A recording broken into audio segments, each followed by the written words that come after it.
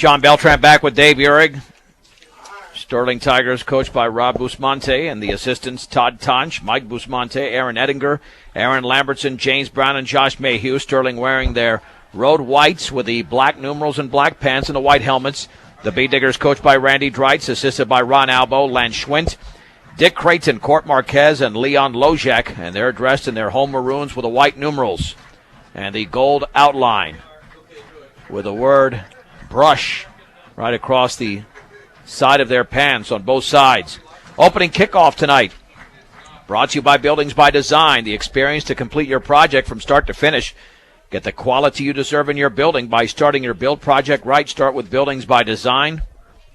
And Dave, the Bee Diggers will be on defense first for this one. Yep, I think they're going to like this opportunity. If they can shut Sterling down. I watched them in pregame, and boy, did they like to spread out and throw the ball around a lot. If they can shut them down early and get some good field position, could be a great way to start the game. And Jaron Peterson will kick it off. He's been a pleasant surprise this year. Done a really nice job on the extra points and some kickoffs as well. That's for sure. We were watching him pregame, too. The ball was on the 25, and he was still putting it through the uprights with some room to spare. So 35-yard field goal for a sophomore is not too shabby. No, not at all. Ethan Rose back deep to receive for Sterling. Their main weapons are quarterback James Skurjanik and Peterson awaiting the sign from the official. Runs up to the football and boots that baby, and it's off the helmet of a Sterling Tiger, and Conrad Cole has it at the 36-yard line of Sterling. He line drived it, and it went off the helmet of a Tiger at about the 42-yard line, and it took a perfect hop for Conrad Cole. So the Bee Diggers have the football first, and that was one of the oddest plays I've ever seen, especially on special teams. That's why when you're one of those front five guys on kick return, you make sure the ball's being kicked off well before you turn around and run. That kid, he took off running automatically back to set up the wedge, and the ball hit him right in the back of the head. 1st and 10 for the Bee Diggers at the 36-yard line of Sterling. The quarterback is Matos Garcia. In the backfield are Rosenbrock and Mikey Gutierrez. In motion to the left is Guzman. And on 1st down, there is the give to Gutierrez right up the middle. He's got a decent gainer across the 30 towards the 26. Very close to a 1st down. Ethan Rose in on the play along with Mike Chavez. It'll be 2nd down and less than a yard, a gain of 9 for Mikey G on that play. Sterling's running a 5-2 defense with big Fabian Soto, 6'5", 250 pounds, nose guard. 2nd down and less than a yard to go for the 27 of Sterling. The backs are split off to the right of the quarterback, Matos Garcia. Handoff, Gutierrez up the right side. 1st down inside the 25. And the ball now at the 21-yard line. Now they'll give the 22 a gain of about 5. Very simple play by the Bee Diggers on that handoff off right tackle. So 1st and 10, just inside the 22-yard line of Sterling. So he lined up in the 300 formation and just ran a 46 over to that side. Just one of the basic plays Brush has run out of that wing tee over the years. Yeah, nothing fancy whatsoever. One receiver to the left on 1st and 10 from the Sterling 22-yard line. Handoff, Rosenbrock, left side, inside the 20. Stutter steps to the 15, still on his feet. He's carrying defenders at about the 10-yard line. Might have got the 9. 1st and goal for the Bee Diggers as Kyle Rosenbrock gains close to 13 yards. He did a great job keeping driving his feet, but I'll be honest with you, I wish he'd just go down there. I hate to see somebody fly in and hit him in the knee or something. Yeah, that's exactly what I was thinking, Dave. That when you're carrying guys like that, that's how players get hurt. Yeah, if you're making ground, great, but once it's stopped, hit the grass. 1st and goal, just shy of the 9-yard line. Again, the backs remain split in Gutierrez and Rosenbrock. Baby Matos Garcia with a long count. Awaiting the snap. Hands it off to Rosenbrock, off left tackle, inside the 5-yard line, and he's going to be tackled actually at the 5. He's not really going down. He's just trying to extricate himself from defenders. A gain of 4, and it's 2nd down and goal from the 5. In on the play there for Sterling was Jake Busmonte, a 6', 190-pound junior linebacker. So Brush still running that wing T and Sterling staying in that 5-2. And I'll tell you what, Brush's offensive line's really sticking it to that big defensive line of Sterling. Joe Carwin was out last week with a concussion. We'll get to the starting lineup here momentarily, but the Bee Diggers are driving quickly. 2nd and goal from the 5-yard line. Matos Garcia hands it off right up the middle. Rosenbrock, touchdown! 5 yards away for Kyle Rosenbrock. And the Bee Diggers lead Sterling 6-0. Well, I zeroed in there on Carwin that time, taking on that huge defensive defensive nose tackle for Sterling. He didn't back down. He fired off the ball after he got the snap back to his quarterback, and he did the job. So that concussion's not bothering him too bad. Now Jaron Peterson will attempt the extra point for the Bee Diggers. Off the hold of Baby Matos Garcia.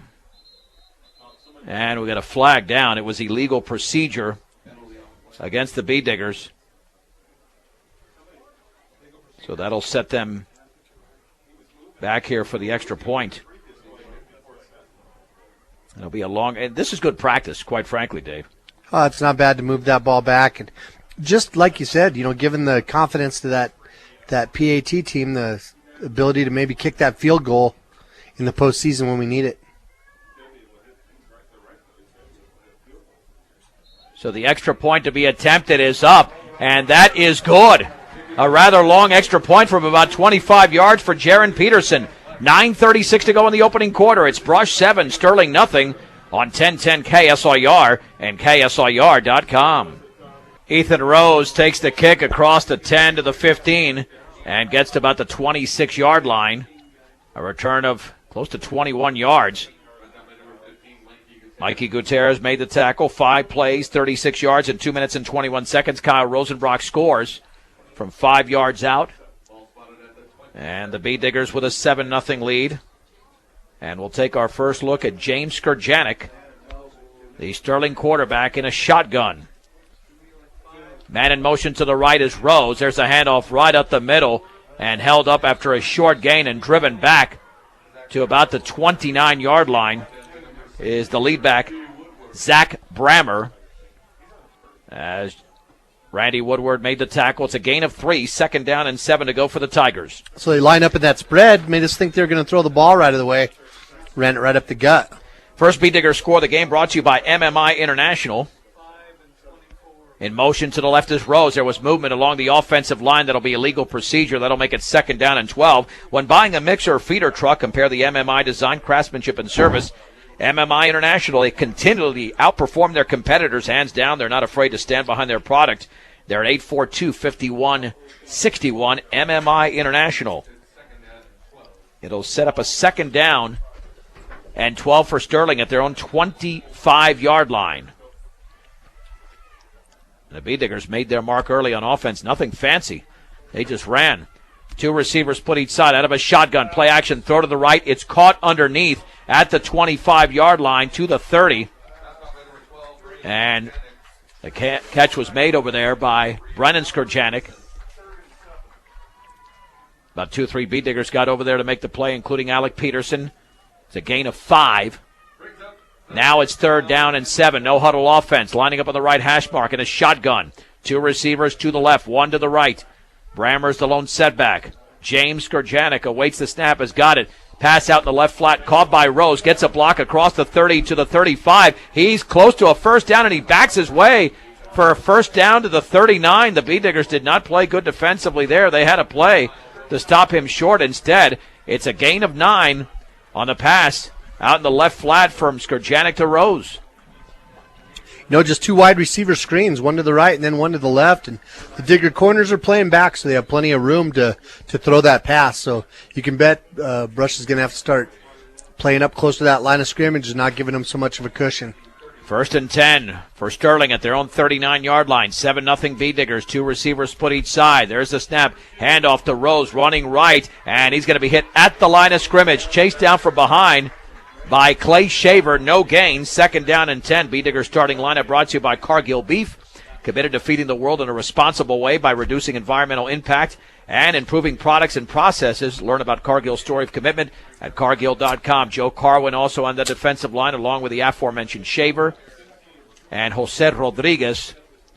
And got a beat digger on the right side as well. Alec Peterson, Kyle Rosenbrock, Mikey Gutierrez among the defenders. And Baby Matos Garcia, second down, rolling to his left. Skurjanek throws. Passes almost intercepted by Matos Garcia at the 49. He dropped that one right in his hands. Yeah, he was the only one that could make the play on that as it was thrown out in front of his receiver. He was trying to get it out there to Soto, but he just overthrew it. He let him too much and overthrew it, and it hit Maltos right in the hands. Cameron Alexander, Nico Guzman, Randy Woodward. Also in on the defense along with Aaron Williams, part of that starting lineup. Third down and 10 for the 39. Trips to the right. The lone receiver to the left is Ethan Rose. Looking over towards the Sterling sideline is the quarterback Skurjanek. Awaiting the snap, has it, play action, looking to his left. He's going to heave it up the left side and way incomplete. Intended for Rose, but about 7 yards in front of him, and the Beat Diggers were there to defend.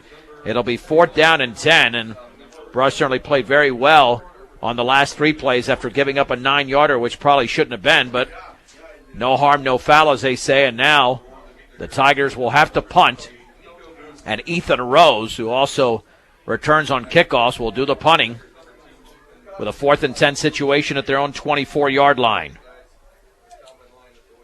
Or he's standing at the 24, actually, from the 39. That kick is going to drop at the Beat Digger 28-yard line and take a huge Sterling roll all the way down to the 16. Very impressive punt. 45 yards with a roll by Ethan Rose. And with 7:03 to go in the opening quarter, the Beat Diggers will have the football 84 yards away from the end zone. How about a Beat Digger drive, Dave? It'll take 5 or 6 minutes, but if the Beat Diggers are to score 40-some-odd points in a game, they might need a big play here or there. You know, they have the capability. I think they could run the same offense they were running, just smashing it between the tackles. And with the talent they have, eventually break a big one loose. But, that's good. That'd be good for them to sustain a drive, even though they haven't done it all year. They always break off a big play. Yeah, University had the longer drives last week, and the Beat Diggers had all the big plays except for one drive.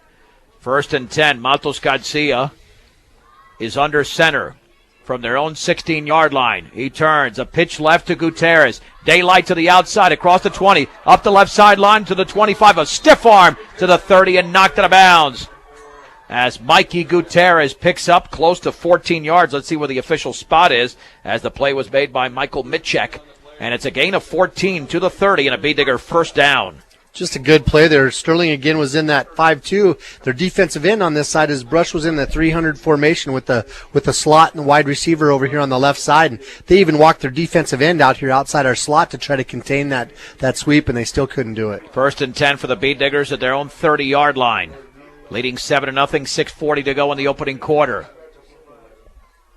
Let's see, will this be another running play? And it will on the handoff to Rosenbrock off right tackle. And he lunges across the 35 towards the 36. It's a gain of 6 on the play. Austin Burkholder was in on the hit. It'll be 2nd down and 4 to go for Brush.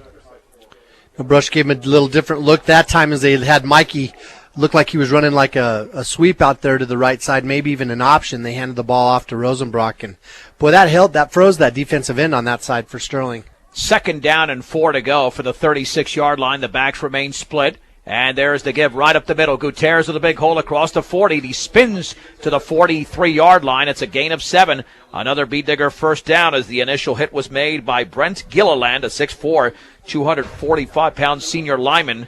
And the Beat Diggers are just methodically moving the ball down the field, even though they've run just a few plays on this drive. Well, 8 plays total in the game. 4 of them to Gutierrez and 4 to Rosenbrock. Gutierrez has got 34 yards, and Rosenbrock's already got 31. So pretty balanced attack between those two guys. Cameron Alexander is the receiver to the right, but they have not thrown a pass as of yet. Under center, though, is Rosenbrock on 1st and 10 for the Beat Digger 43-yard line. There's the pitch right to Conrad Cole. Swings it to the outside, trying to break out of a tackle, and he's going to lose a yard. Way too much penetration over there on the right side. Looked like out of the secondary came Austin Chavez, a 5'11", 130-pound sophomore cornerback. Second down and 11 to go for the Bee-Diggers at their own 42-yard line. Yeah, you got to give Chavez credit on that one. He did. He flew up there quick, and that's sort of a gamble because if we'd have been throwing the ball, if it was a play action, we'd have burned him. But he guessed that one right, and you got to give him credit for flying up there and making a good open field tackle. Alec Peterson checks out. Second down and 11 to go for the Bee-Diggers at their own 42-yard line. Again, Rosenbrock is under center. Will they pass for the first time in the game? Receiver split to the left and right. Rosenbrock is back to throw, looking to his left. Heaves it up the left side. Guzman is out there. It's incomplete. Thrown over the outside shoulder. In fact, he had no chance to catch it because it was a few yards out of bounds and really miscalculated there by Rosenbrock. Third down and 11. Well, James Kurjanik was the guy giving the coverage there, and he had Nico covered to the inside. So Rosenbrock, when he throws that deep ball, it's supposed to be over the outside shoulder so that the defensive player can't get it. But like you were saying, it was so far over his outside shoulder, he was clear out of bounds. Third down and 11 to go for the Bee-Diggers at the 42-yard line. Brush 7, Sterling nothing with 4:39 to go in the opening quarter. Rosenbrock scored on a 5-yard run. Matos Garcia is under center on third down and 11. Handoff, Rosenbrock, left side to the 45, following a blocker to the 50, breaks a tackle at the 45, still on his feet up the left sideline, and the ball is stripped out of bounds over there by Michael Mitchek, but a big gain for Kyle Rosenbrock, and a first down all the way down to the 34-yard line, and that'll be a gain of 24 yards for the Bee-Digger senior running back. That takes him to 55 yards on 5 carries, so 11-yard average. You got to bet Sterling guessed wrong. You know, they must have been expecting pass because they sure didn't play the run that time, and Brush caught him with their shorts down. See how Rosenbrock put a mild stiff arm on the back of his blocker. Yeah. To give his blocker a gauge as to, hey, I'm behind you. Go ahead and take care of the guy in front of you so I can run a little bit further. First down and 10 for the Bee-Diggers at the 34-yard line of the Tigers. Matos Garcia under center once again. Rosenbrock and Gutierrez in the backfield. Alexander, the lone receiver, to the right. Baby turns, hands it off to Rosenbrock, off right tackle, swings it to the outside to the 30, trying to stutter step his way to the 25, spun out of bounds by Ethan Rose.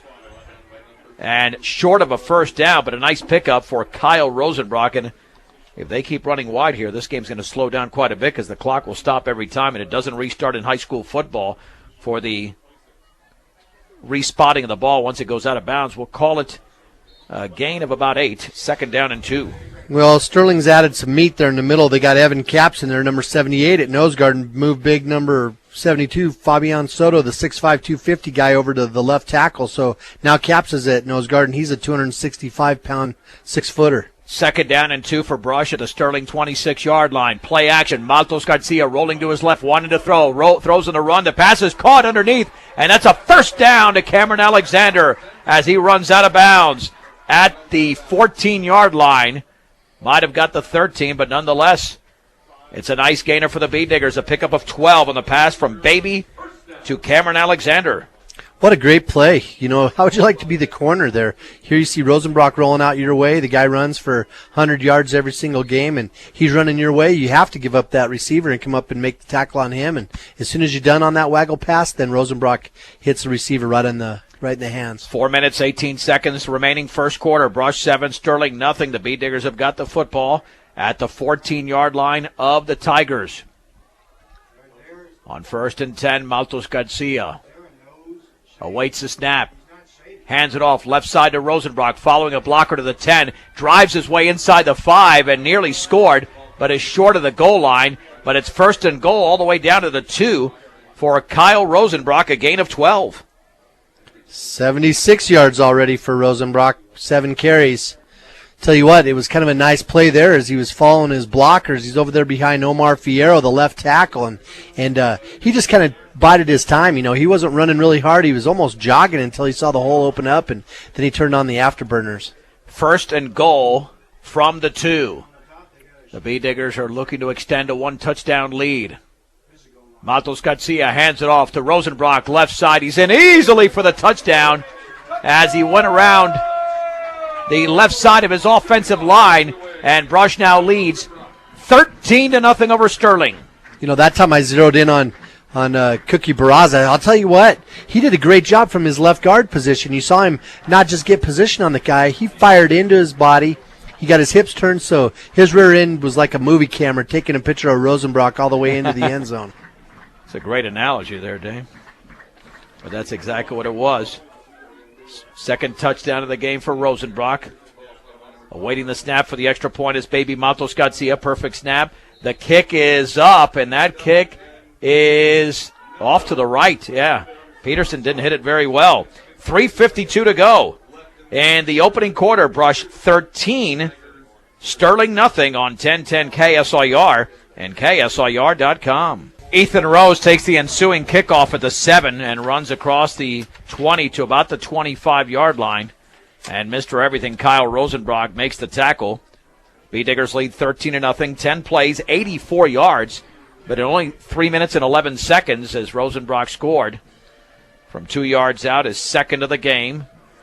And it's 1st and 10 for the Tigers at their own 24-yard line. Morgan Federal Bank is a bank committed to their community and keeping banking simple. When you need banking advice, Morgan Federal Bank on Ensign Street in Fort Morgan. 1st and 10, Skurjanek out of a shotgun. Man in motion to the right. Skurjanek takes it himself right up the middle, and he's got a few yards across the 25-yard line. Clay Shaver in on the hit to about the 28. A gain of 4 for Skurjanek, 2nd down and 6. So they ran that fly sort of look. Receiver came from the left side running really fast like they're going to fake and hand it off, or like they're going to hand it off to him, but he just kept it and run it up the middle and didn't fool the Diggers because they run that play all the time themselves. 2 receivers to the right in a shotgun formation. Man in motion to the left is Mitchek, and once again, this is Skurjanek running across the left side. Got a little bit of daylight to about the 30-yard line. Joe Carwin, I think, thought he was held, but no flag there. Mikey Gutierrez made the play. That'll be a gain of 2. It'll be 3rd down, and we'll call it 4 to go for Sterling, trailing 13-0 under 3 minutes to go in the first quarter.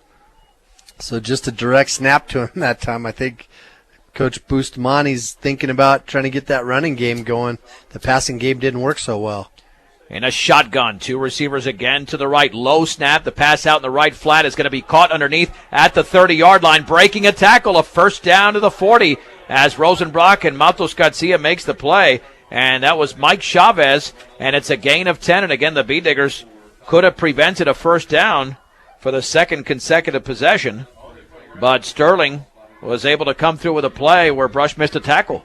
Yep, that was that wide receiver screen like they threw their very first completion of the day to Skurjanek's brother.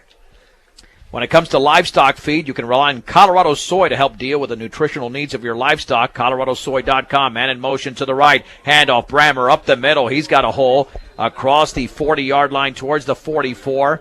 Rosenbrock in on the tackle around the ankles. And the gain is about, call it 4 on the play. 2nd down and 6 for Sterling.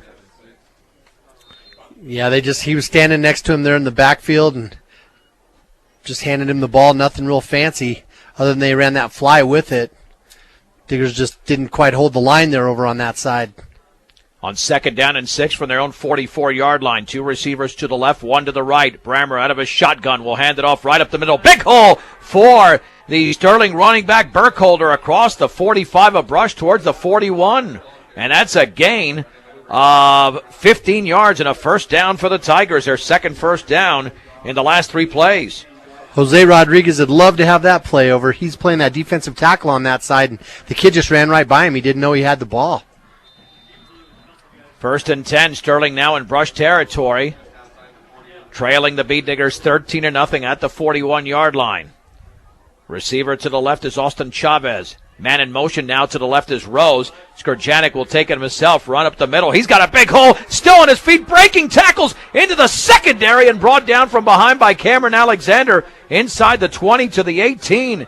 And another 1st down, a gain of 23 for James Skurjanek. Yeah, Cameron might have got away with nearly a horse collar tackle there, but you know what? Nobody would have complained because he was the one that prevented that touchdown. Yeah, he got him near the top of the jersey, but you're right, pulled him down from behind. 1st and 10, Sterling threatening in the red zone. Out of a shotgun, Skurjanek, wide receiver screen to the left, incomplete, thrown to Rose. Peterson right there to defend off his fingertips. It'll be 2nd down and 10, getting up slowly for the Tigers. Is Chase Frank along the offensive line, but he's up and back in the huddle for Sterling. Peterson laid a pop on that kid after he missed it. I think the next time they throw the ball to him, he's going to think twice about looking upfield or looking at the ball. The Tigers are threatening to get back into this game. 2nd down and 10 to go. From the 18 of Brush, out of a shotgun, and there's Skrjanek right up the middle, and he's got a couple of yards. The Beatniggers read that nicely. Aaron Williams with a nice play. Let's see if he gained a yard or two. No more than 2 yards. They'll give him a couple towards the 16. It'll be 3rd down and 8 to go for Sterling. This will be the 9th play of the possession. Well, he likes to run with the ball, doesn't he? And that's good practice for us going into the playoffs. You know, you have to defend that extra running back there. We've had that trouble in the past where running backs could run all over the field on us. Diggers are starting to zero in on him now. Just inside the Beatniggers 17-yard line in a shotgun, 3rd and 8. Skrjanek throws over the middle, incomplete. Intended at the 11-yard line for Austin Chavez. He took a big-time pop, and he's still on the ground, and quite frankly, his quarterback kind of set him up there, David. That throw been a little bit better. He might have still taken a lick, but he was completely exposed because he stretched out his arms to make the catch, and the throw was not there, and Chavez took a lick.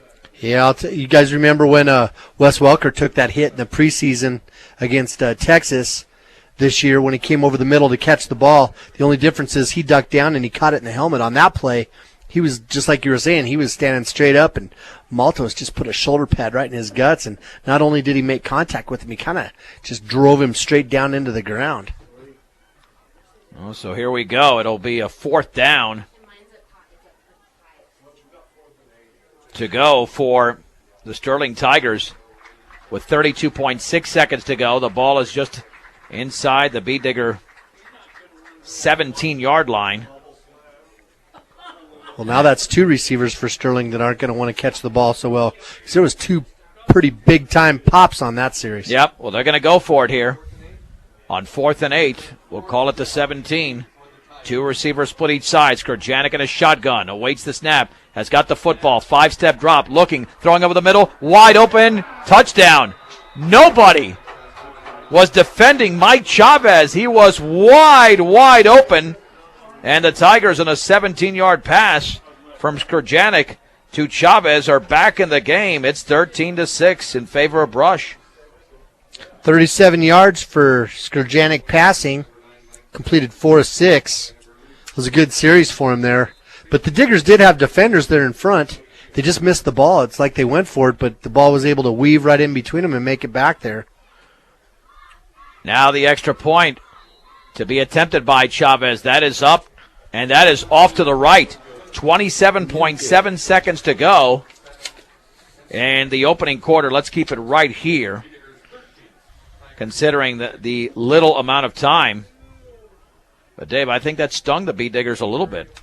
You know, that was more like a 6 pattern. If you remember back in the day, the Diggers used to do a lot of play action off that 30 series and throw 86s to tight ends, where the tight end comes out of the formation and runs to the back pylon in the corner of the end zone. And, you know, that time it was just a receiver that did it, but somehow he was able to get behind our corner, and our linebacker was right there in front, so our corner was in front, and the ball kind of weaved in between those 2 guys, and we just didn't have anybody deeper than him to come up and make a hit. But that's got to be concerning to the Beatniggers moving forward, because you can't have that happen. They had him in a bad position there with 4th down and 8. And yet, like you said, it looked like there was somebody in position, but it ended up being that Chavez, in the end, was pretty open. So there might have been some miscommunication there as well. And you know, when receivers cross all over the field, Dave, that can certainly confuse, I should say, the opposing team. Well, you can see they like to run some of those same pass patterns that Peyton Manning throws, where they get guys running into each other, and that sure as well could have been the case. To kick it off will be Chavez.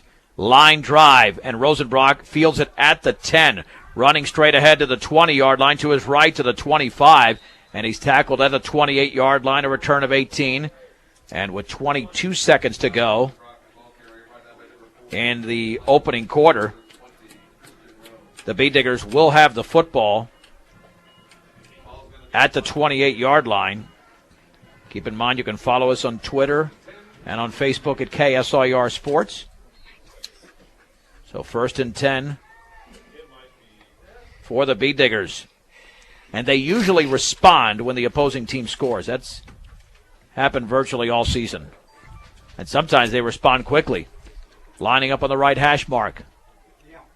Maltos Garcia awaits the snap with a back split. He's going to hand it off to Rosenbrock and breaking a tackle back to the middle to the 30-yard line. And then he lunges to about the 33. Might have got the 34, and he did. It's a gain of 7, and that'll be the final play of the opening quarter with the score. Brush 13, Sterling 6 on 1010 KSIR and KSIR.com. John Beltran, Dave Urick back from Bee Digger Stadium with the Bee Diggers lead the Sterling Tigers 13-6 as we head to the second quarter. Brush will have it 2nd and 5 officially at their own 33-yard line after the 5-yard pickup from Rosenbrock. AC Ice proudly supports local high school sports throughout Northeast Colorado. When you need ice, don't settle for any old frozen water. Get AC Ice at any local grocery or convenience store near you. 2nd and 5 for the Bee Diggers with the football resting at their own 33-yard line. Brush leading Sterling 13-6 here in the second quarter. Maltos Garcia once again is under center for the Bee Diggers, the junior quarterback, barking out the signals. We'll hand it off to Rosenbrock, off right tackle to the 35. They tried to strip him, but he stays on his feet. First down across the 40 to the 42-yard line, a gain of 9 for Rosenbrock. Getting over there was Evan Capps, 6 foot, 265-pound sophomore lineman, but not before Rosenbrock gained the necessary yardage for the first down for the Bee Diggers. Again, Sterling still in that 5-2 defensive end on the slot side. That time was down in a 3-point stance. I'm not sure you could see Rosenbrock coming. 1st and 10 for the Bee Diggers at their own 42-yard line. Bee Diggers already have a 84-yard drive in this game. Maltos Garcia will hand it off right up the gut to Rosenbrock. A short gain as he lowers his head and gets to the 45. And again, Evan Capps in on the play along with a freshman, Austin Burkholder. 2nd down and 7 to go for the Bee Diggers. Yeah, that time Sterling blitzed their left linebacker. Did you see that? They're starting to think they got to take some chances to try to shut this run down. Alexander's the receiver to the right on 2nd down and 7. From the 45-yard line, handoff Rosenbrock right side to the 50-yard line. Then he stood up and driven back. A gain of 5. Ethan Rose had the first hit there for Sterling. 3rd down, and we'll call it 2 to go for Brush. 12 carries for Rosenbrock. That takes him to the century mark right on the money. So a good game already. And the Bee Diggers in a very favorable position here on 3rd down and 2 with 10.5 to go in the second quarter. Brush in the lead over Sterling 13-6. With the nose of the football just shy of midfield. Alexander's the receiver to the left. On 3rd and 2, and he bobbled the ball, handoff to Rosenbrock. First down, cuts it back to the inside the 45 to about the 43-yard line. Nice adjustment there by Maltos Garcia. Didn't get the ball cleanly from center. Rosenbrock still picked up 7. And the Bee Diggers are making this look fairly easy, Dave. Looks a little bit vanilla in the way it's being described, but, vanilla tastes good. You bet it does. And the beautiful thing is now they're going into that 30 series. And what does that set up? The famous bootleg plus all those play-action plays to force the Sterling defense to keep those free safeties back there out of the box. And that just keeps our running game going. Now Rosenbrock is under center. 1st and 10 for the Tiger 43-yard line. Rosenbrock will hand it off to Gutierrez, and he's got a couple of yards of even that. He was wrapped around the waist with a first hit by Colson Bacon, a 6'2", 265-pound senior lineman. We'll call it 2nd down and 8. Some more 30 series there, just running that trap right up the gut on him. But like we've said, Sterling's got some meat up there on that line. They got that kid, the number 55, Bacon. He's 265 pounds. Guzman is 190. That Caps kid's 265. And Fabian Soto's at 250. Lot of weight up there. 2nd down and 8 from the Sterling 41-yard line. Rosenbrock awaits the snap. Play action. Looks to throw over the middle. The pass is caught. 1st down for Guzman. Breaks a tackle along the right sideline to the 20. Still on his feet. Cuts it back to the 10. To the 5. Breaks a couple of tackles. He's in! Touchdown for Nico Guzman. An incredible play by the senior wide receiver as the Bee Diggers take a 19-6 lead. Amazing play there by Nico Guzman.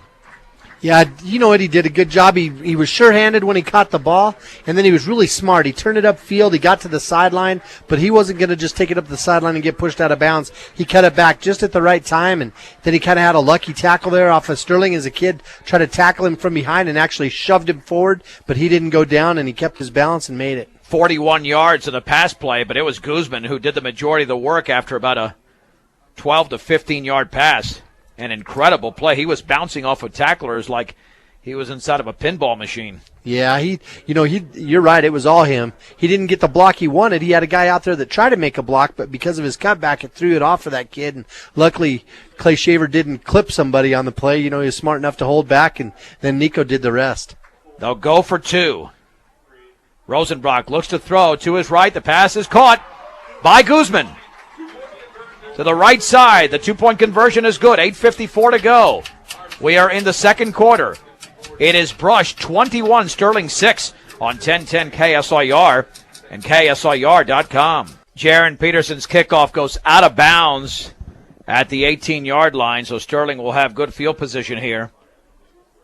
7 plays, 72 yards in 3 minutes and 28 seconds, and Nico Guzman with an incredible play off a pass thrown from Rosenbrock. 41 yards in all, although Guzman ran for like the final 25 or 30. And the 2-point conversion good. Now Sterling has the football at the 35-yard line since the ensuing kickoff went out of bounds. We've got 8:54 to go in the second quarter. It'll be 1st and 10 for Sterling. Skurjanik in a shotgun. Trips to the right and one receiver to the left. Awaiting the snap. Has got the football. Throws a receiver screen to the right. Caught by Chavez, but Peterson holds him up and throws him for a big-time loss. Back near the 30-yard line. They might backtrack that football even more. And the ball's going to be placed. Well, maybe at the 29. They're still setting up the spot. No, they'll give them the 29. The 30. Loss of 5. 2nd down and 15. Now, Peterson's just smart. They had some success, and give him credit for those 2 or 3 screens they threw before, but he's onto it now. Oh, yeah. It's not going to work anymore. 2nd down and 15 to go from the 30. Skurjanik again in a shotgun. Low snap. Looks, throws deep up the right side. The pass is incomplete and out of bounds. Great coverage by Alexander. Intended over there for Austin Chavez. 3rd down and 15. And if Sterling keeps this up, Dave, and throwing the football, that's going to allow the Bee Diggers to score even more here in the second quarter and get this game completely out of hand by halftime. Yeah, there's going to be a lot of scoring happening here, especially because you can't throw it over there to a receiver that's got a guy like Cameron Alexander who has excellent hands. He's a basketball guy, so he knows how to go up and jump for the ball, and he throws it right into that tight of coverage. That's just not a good play. 3rd and 15 for the 30. Skurjanik takes off with the football, breaks out of a tackle. Flag is down to the 35-yard line. Matos Garcia holds him up at about the 36. And it'll be a gain of 6 on the play. It's holding against Sterling. Dave, what do you do here? It would be 4th down and about 9, but you could really drive them way back deep into their territory and make it about a 3rd and 25 or 3rd and 30. But Brush is going to decline the penalty. So give Skurjanik a gain of 6, and the Tigers will have to punt. It's actually going to be closer to 3rd and 10. 4th down, excuse me. And now Ethan Rose into punt. Nico Guzman back deep to receive. And Brush looking to extend this lead here. They got plenty of time to go before the break. On Sterling's punt, it's one of those awkward formations where everybody's really spread out up there on that offensive line. Perfect snap. Rose gets it off. End over end punt. Guzman with a fair catch, and he drops the ball, and it's loose, and I think Sterling might have jumped on it at the 32-yard line. Guzman did not get close enough to the ball. He let the ball get too far away from his fingertips, and it bounced off his fingertips, and the Tigers have recovered at the 32 of Brush. Austin Chavez with a recovery. Yeah, he was drifting over to his left, and the ball got held up, and I don't know, there's no wind. The flag's basically hanging straight down, and the ball just dropped straight down on him, and he tried to get his hands down there about knee or lower angle, and just couldn't come up with the underhand grab. Well, the Tigers can get right back into the game. They trail 21-6, but they've got the ball 32 yards from the end zone. I'm glad Nico tries to field those, though. That's a rough call there, but boy, that's better than letting it roll, I guess. Yeah, he needed to get a little bit closer. He was too far away, and he saw a Tiger coming right at him. Out of a shotgun is Skurjanek. Rose in motion to the right. Skurjanek will keep it himself right up the gut, and Randy Woodward grabs him around the waist, but Skurjanek drives inside the 30 to the 27. It's a gain of 5, 2nd down and 5 to go for Sterling. Now this is a good opportunity for Brush to show some real gritty defensive guts, because a lot of times when we have bad breaks like that happen, teams just automatically start driving down the field on us, and this is just a good chance for us to show that even though that bad thing happened, we can shut it down still. 2nd down and 5 for the 27. Rose in motion to the right. There's the handoff left side to Burkholder. He's driving towards the first down marker inside the 25 to the 22. It's a gain of 5. Woodward makes the tackle, and it is a first down, at least from this vantage point, for Sterling. Burkholder's a lot different running back than that Brammer. I'll tell you what, he runs with a little bit of power, but he kind of did that like Rosenbrock did on his touchdown earlier, where he's kind of shifty and biding his time until that hole opened up, and then he shot through it. All right, it's 3rd and inches, but that ball's at the 22, and I wonder if Skurjanek would consider lining up under center and just doing a quarterback sneak, but you don't need to do that on 3rd down because you've got the extra down to deal with. In a shotgun, 3rd and inches from the 22. There's the snap. Skurjanek running off left tackle, first down. Tackled by Rodriguez, but he was able to stretch to the 20, a gain of 2 for the quarterback, James Skurjanek. He's got 45 yards now on 7 carries. It doesn't look like he's really looking for a hole when he gets the ball, does it? It looks like he just kind of, it's not like a prescribed hole. It looks like he's just finding that open field and trying to run there. And he's had some success. 1st and 10. Sterling again in the red zone. Last time they scored a touchdown on a 4th and 8 from the Beat Diggers 17 on a pass to Mike Chavez. From the 20.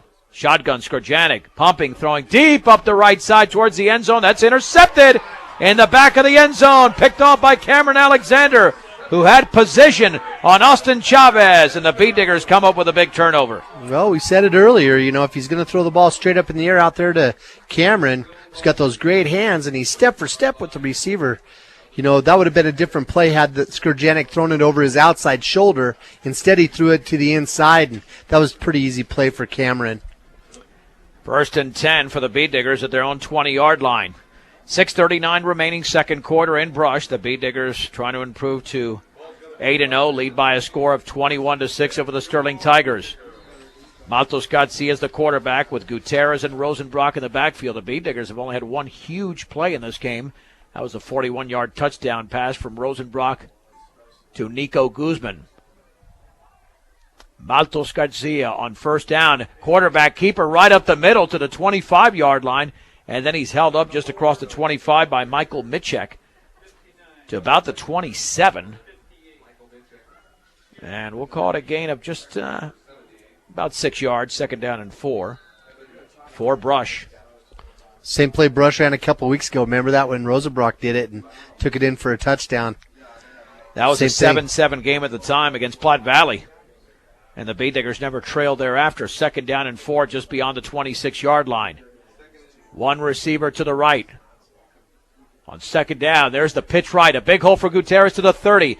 Into a Sterling Tiger at the 40-yard line as he ran him over. And then he's tackled towards the 47. A gain of 21 for Michael Gutierrez. Mikey G had a defender in front of him, and it's like it was just a roadblock as he took him right out.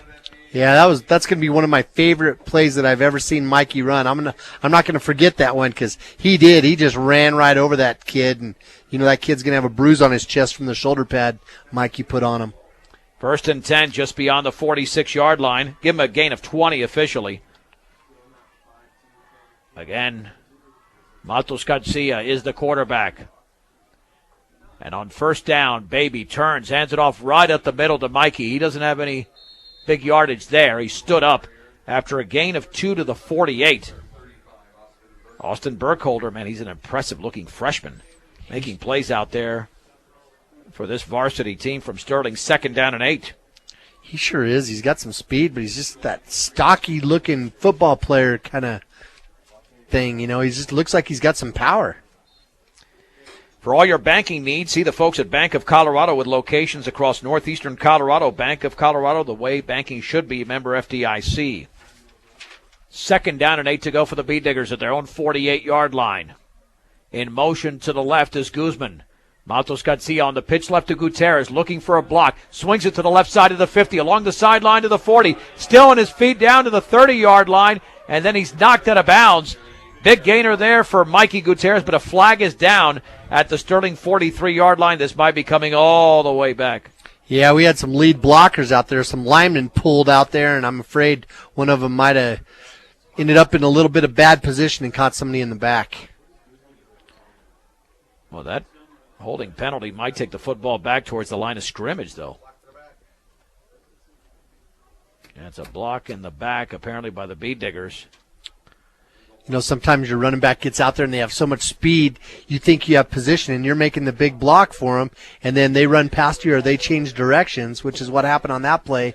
And that defender turns his back on you, and you don't let up. You just keep on pushing him, and that's when you get called.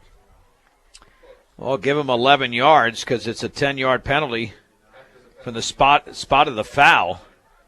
So now it's 2nd down and 9, so they only lost really a yard there. 2nd down and 9 from the 47. So actually about a 9-yard gain, and then subtract 10 from that. 2nd down with Peterson in motion to the right. There's the handoff to Rosenbrock, and boy, he was tackled after a gain of 1. That was read perfectly, and read there by Colson Bacon. And a Tiger is down at the 50-yard line. How many times do you see Rosenbrock gain only a yard? And it'll set up a 3rd down and 8 from their own 48-yard line. With 4:19 to go in the second quarter, I'm John Beltran with Dave Urig, and the Bee-Diggers are holding a 21-6 lead over the Sterling Tigers.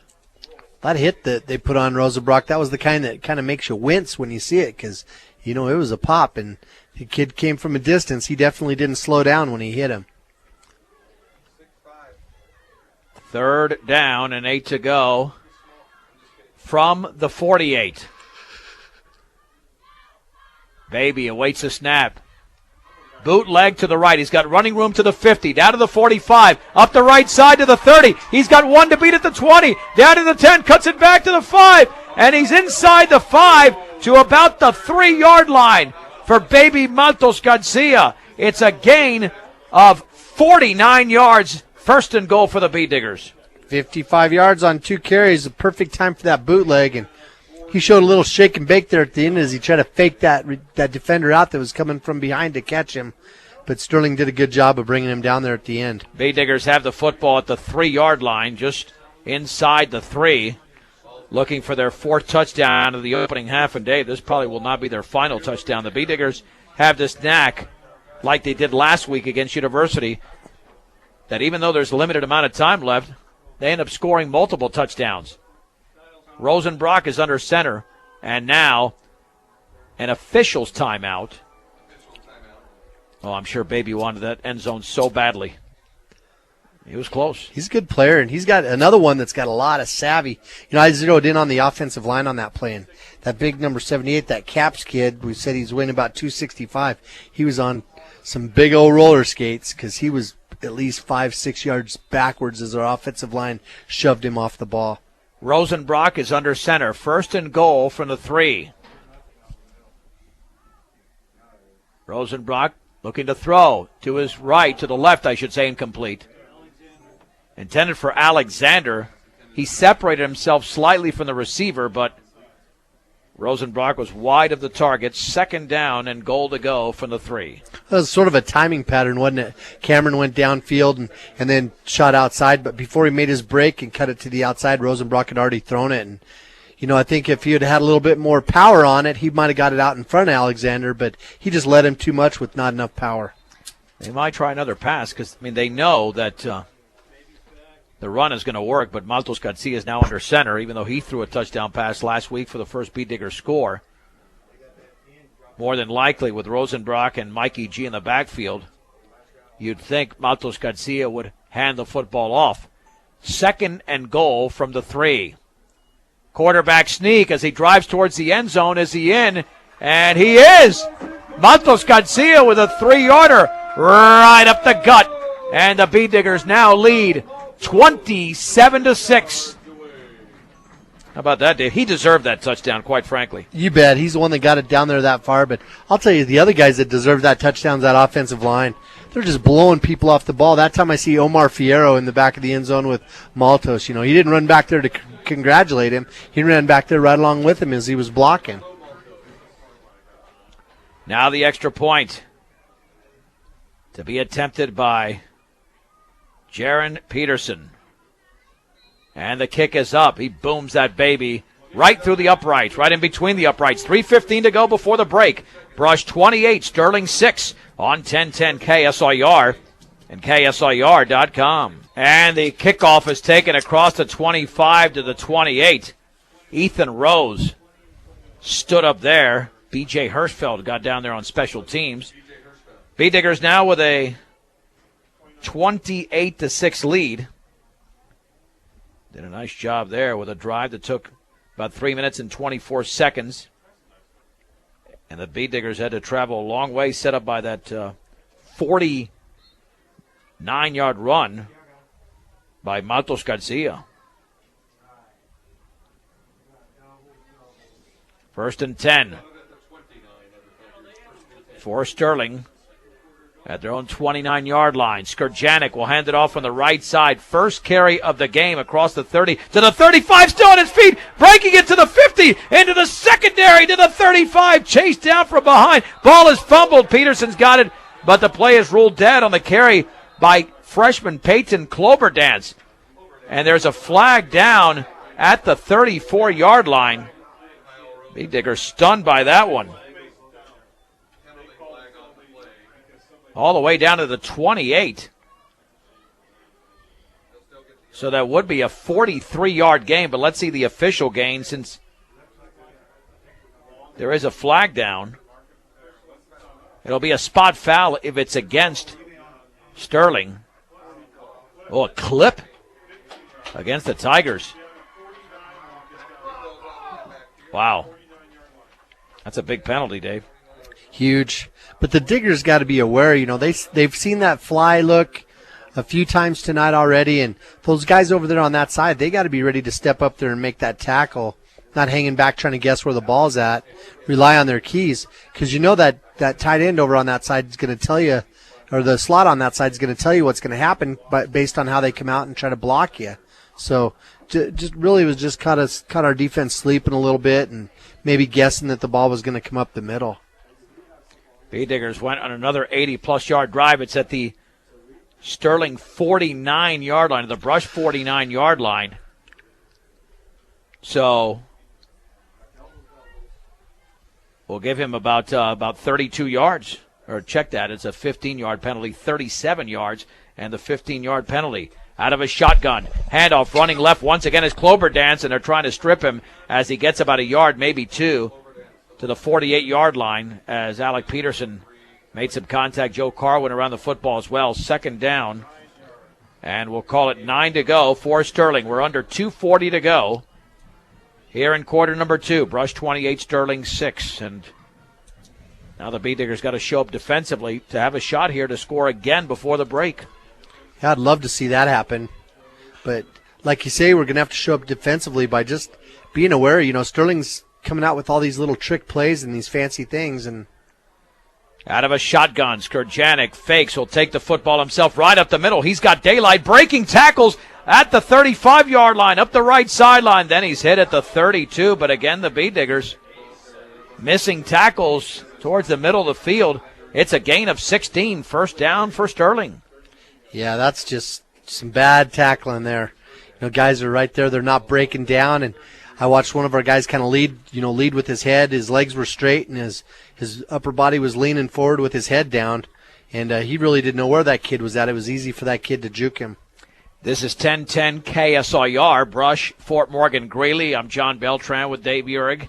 The Beediggers hold a 28-6 lead under 2 minutes to go before halftime. 1st and 10 for Sterling at the Brush 32-yard line. Man in motion to the left, and there's the handoff running left side and spinning to the 31 for a gain of 1 is Mike Chavez. Mikey Gutierrez there to make the hit along with another Beedigger.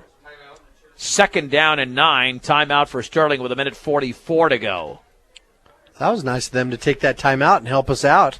Because if we shut them down, there's still going to be enough time for our offense to put points on the board. I'm surprised they're not just running the clock out and trying to keep this game close. Yeah, they probably figured that if they don't take a timeout, that they're not going to have enough time. Although they've been running a no-huddle offense. So I don't know. I don't know exactly what the philosophy is, as they've got the ball at the Beedigger 31-yard line. But, Dave, you have the feeling if Skurjanik puts it up, Beediggers almost had a pick with Matos Garcia. Another one almost with Alexander, and then he did get the pick later. Yeah, so. That's right. So 2nd and 9 at the Brush 31-yard line. The Beediggers lead by 22 in the game. They had some luck with that screen. Then Brush shut it down. They had some luck with that end around, that fly they ran here just a little bit, and then they just shut that down. So we'll have to see what the trick is they pull out. From the 31 in a shotgun, Skurjanik stutter steps, takes the football up the middle, hit by Jose Rodriguez, who drags him down at the 28, a gain of 3. Clock continues to run, 3rd down and 6 with 1:30 to go before the break, and they're up to the line of scrimmage. 3rd and 6 from the 28. 2 receivers split out to the left, 1 to the right. Skurjanik awaits a snap. Has the football, 2-step drop, heaves it up the right side. The Beediggers have a safety out there, and it is tipped and caught! Touchdown for Ethan Rose! Completely misread in the Beediggers secondary. 28-yard touchdown, unbelievable. And Sterling is back on the board. It's 28-12, and that was just not a good play for Brush. No, not at all. We had our safety flew over there. Our corner was right with him, and our safety drifted over on that side. Actually was in front of the receiver. The ball was thrown to the inside, but, our little safety couldn't jump high enough.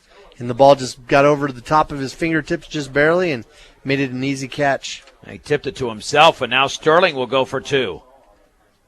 Under center, Skurjanik. Is he going to take it himself? And the Beediggers moved. I could draw it to the 1-yard line. I tell you, Dave, this game just turned there after that 28-yard pass. And, yeah, they're going to be closer. That is offsides against Brush. So the Tigers now will have a much easier attempt here. With 1:11 to go. And going for 2. Out of a shotgun. Skurjanik runs to his left, follows a block, and did he get in? He did. Right across the goal line. The 2-point run is good. And all of a sudden, this is a 2-touchdown game at 28-14. Dave, I don't think we expected this. No, not at all. And especially it's just frustrating because, like I said, our safety was over there, our corner was over there. We had the people where we needed them to be, but it was just a matter of inches. The ball just barely got over the top of our safety's fingertips. Otherwise, it was going to be a pick. As you watch the play unfold, I really thought as our safety drifted back there, I really thought he was going to come up with the interception there, but like I say, he was just a little too short to make the play. Well, the Beediggers do have 1:11 to go. That was a 1-minute and 58-second drive. They covered 71 yards. They took it quickly down the field. As 28-14 is the score. Well, they caught us sleeping on that end around that Clover Dance ran. They ran over there on the right side, head north, right in front of their bench, and, our guys just weren't there to make the tackle. Didn't read our keys very well. All right, now to kick it off for Sterling will be Mike Chavez.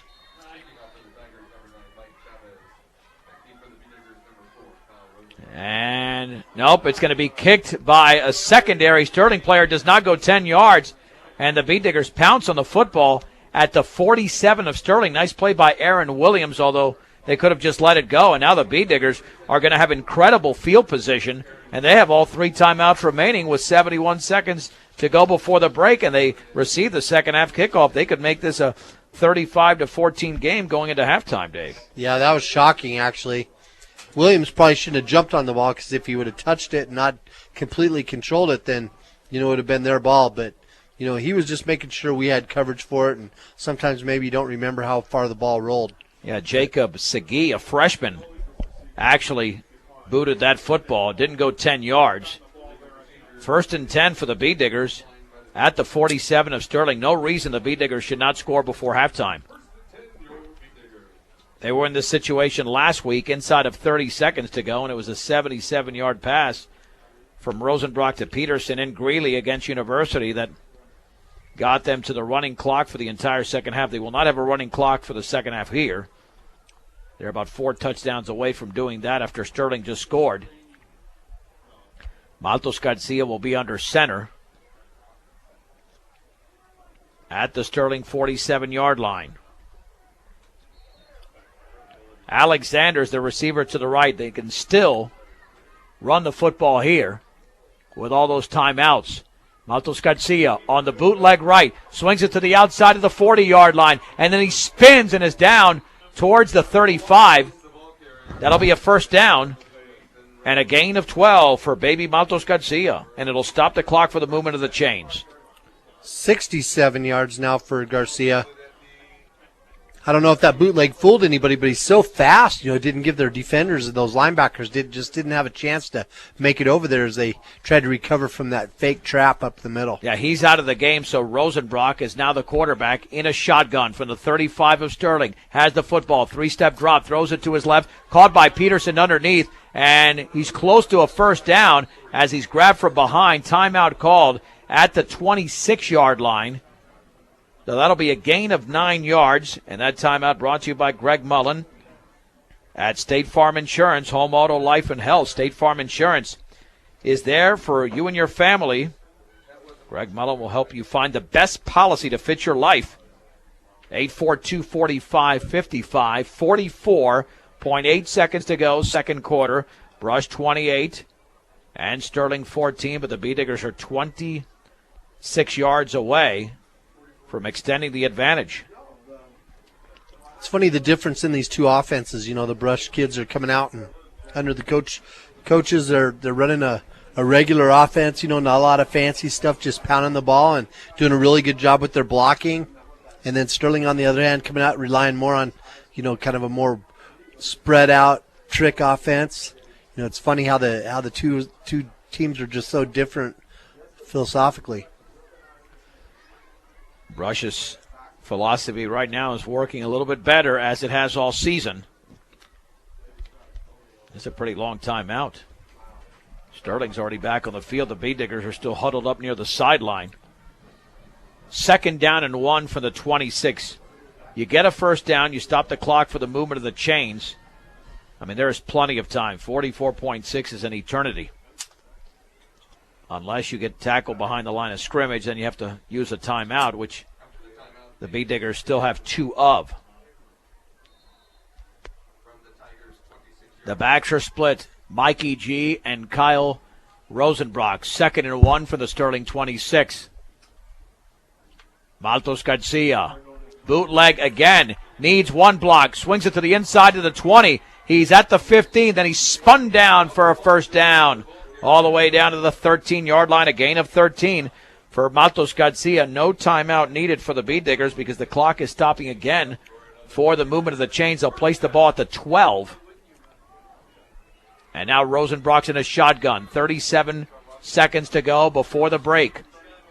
On first down, Rosenbrock throws to his right. The pass is going to be caught underneath by Guzman, but only for, maybe 4 yards. Timeout, Bee Diggers. Pass caught at around the 9, maybe the 8. As they're going to spot the ball right now. The tackle's made over there by Skrjanik. Their second timeout brought to you once again by Greg Mullen at State Farm Insurance. A gain of 3 to the 9. So it'll be second down and 7 to go for the Bee Diggers. 26.7 seconds remaining before halftime. Brush leading 28-14. And again, you can still run the ball here, Dave. And Sterling really does. You got to wonder what they're thinking. Because we ran 3 or 4 bootlegs. We've gone a long time since we've run that many bootlegs in one game. But they're not making the adjustments. And Coach Dreitz is running it on to his slot side when they're in that 400 formation. So, they try to walk their defensive end off out there to try to keep us from getting outside. But our slots are doing such a good job of blocking that defensive end that it's just allowing Maltos to tear it up anyway. You just don't know what they're thinking, if we're going to go to the air or if we're going to run it. If they start thinking we're going to go to the air and we do run it, it's going to be wide open. Second down and 7 to go with the ball at the 9-yard line, just inside the 9-yard line. Maltos Garcia in on this play as the quarterback. Alexander's the receiver to the right. Same running back tandem of Gutierrez and Rosenbrock. From the 9-yard line. Looks like they're coming on a blitz. Maltos Garcia is going to hand it off to Gutierrez. Running left. He's got nothing. Bee Diggers are going to have to take that third and final timeout. Made a move and got right back to the line of scrimmage. That was it on that counter. It'll be third down from the 9. The right side of the line was there for Sterling. Now the Bee Diggers are going to have to put it up. Well, typically Brush uses that 30 series to set that bootleg up. But they ran that bootleg so many times, it looked like they were trying to use the bootleg to set up that 37 or that off tackle, and Sterling just didn't fall for it. Timeout again brought to you by Greg Mullen at State Farm Insurance. So it's third down and 7 to go from the 9-yard line. You would almost think, Dave, the way the offense is being run, that Rosenbrock would be the quarterback in this situation. They could spread him out right here and look to throw it, and if everybody's covered, just let him run the ball. Well, with 16.3 to go, you'd have to run it on a sweep, because if you don't get a first down, at least try to get out of bounds and stop the clock. That's the key here. And Rosenbrock is in a shotgun. The lone setback is Mikey Gutierrez, and Rosenbrock could do one of his quarterback keepers as well, or a quarterback draw. On 3rd and 7 for the 9. Back to throw. Rolling to his right. Rolling, throwing end zone. Wide open. Touchdown! Touchdown to Cameron Alexander from 9 yards out. And the Bee Diggers have scored their 5th touchdown of the opening half. It's Brush 34. Sterling 14. So 63 yards passing now for Rosenbrock. He's completed 4 of 6 to 3 different receivers. Cameron Alexander, Nico Guzman, and Peterson. Just doing a really good job. That time it was a waggle pass where he rolls out over here to the right side, and like he did earlier in the game, really puts a lot of pressure on that corner. They're going to come up. They got to defend the run when you have a guy like Rosenbrock that can run so well. It just leaves those guys wide open behind him. The extra point by Peterson is in the air, and that one is good. We'll keep it right here with 12.8 seconds to go. And the Bee Diggers now hold a 35-14 lead. They might not neutralize that touchdown scored by Sterling, but it certainly eases the pain a little bit, so to speak. Sorta. I wonder if Sterling's wishing they wouldn't have tried that onside kick. Yeah, that's a big risk. Well, but you know what they figure, Dave, is that they don't get the ball first in the second half.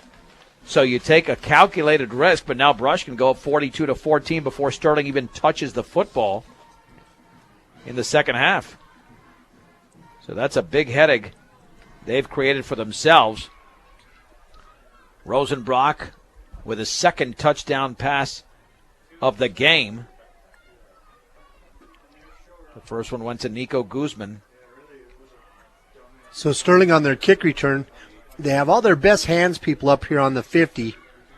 And then in their second row, they got two really big guys. In their third row, they got two really big guys. So the typical blockers are in between the 45 and the 50. They're in the back. Line drive kick is going to land at the 16-yard line. Picked up all the way at the 10. Across the 15 to the 20, Ethan Rose jitterbugs his way to the 22, maybe the 23. 7.6 seconds to go. Dave, that was Peterson's best kickoff. Yeah, he's doing a good job of spot kicking it, isn't he? Getting it into the corner and making it hard for him to return. That time I zeroed in on one of the big guys for Sterling just to see what they do. And, you know, our guys are so fast. They're hustling down the field, and they're running right past those blockers because those guys just don't have the speed to try to zero in on them when they get that head of steam up. 1st and 10 for Sterling at their own 22-yard line, and Skurjanik will take a knee, and that'll be the break. With the score, as we go to halftime, Brush 35, Sterling 14. This is 1010 KSIR and KSIR.com. John Beltran, Dave Urig, as we begin the second half, and the Bead Diggers with a 35-14 lead over the Sterling Tigers. And Sterling to kick it off, as the Bead Diggers scored 5 touchdowns in the opening half. And to kick it off for Sterling will be Mike Chavez. The Bead Diggers scored the first time they touched the football in the game. Looking to do that here to begin the second half. And this will be a short kick towards the sideline, fielded by Guzman at the 23. Stutter stepping to the 25, breaks a tackle at the 30, along the left sideline to the 45, and he's knocked out of bounds near midfield. Nico Guzman with excellent return ability has the Bead Diggers in very good field position to begin the third quarter. They got the Tigers all thinking he was going to cut back, run back over here to the stadium side of the field. But instead he just gave that little fake to cut back against the grain and still ran it up the sideline. Boy, he showed some speed there. Showed how quick he really is. The official spot is the 47-yard line, as the Bead Diggers have it 1st and 10. A return of about 25 yards for Nico Guzman. The quarterback is Matos Garcia. On 1st and 10 for the 47. Handoff Rosenbrock right side, cuts it back to the inside across the 50. Then he's thrown down at the 49-yard line. It's a gain of 4.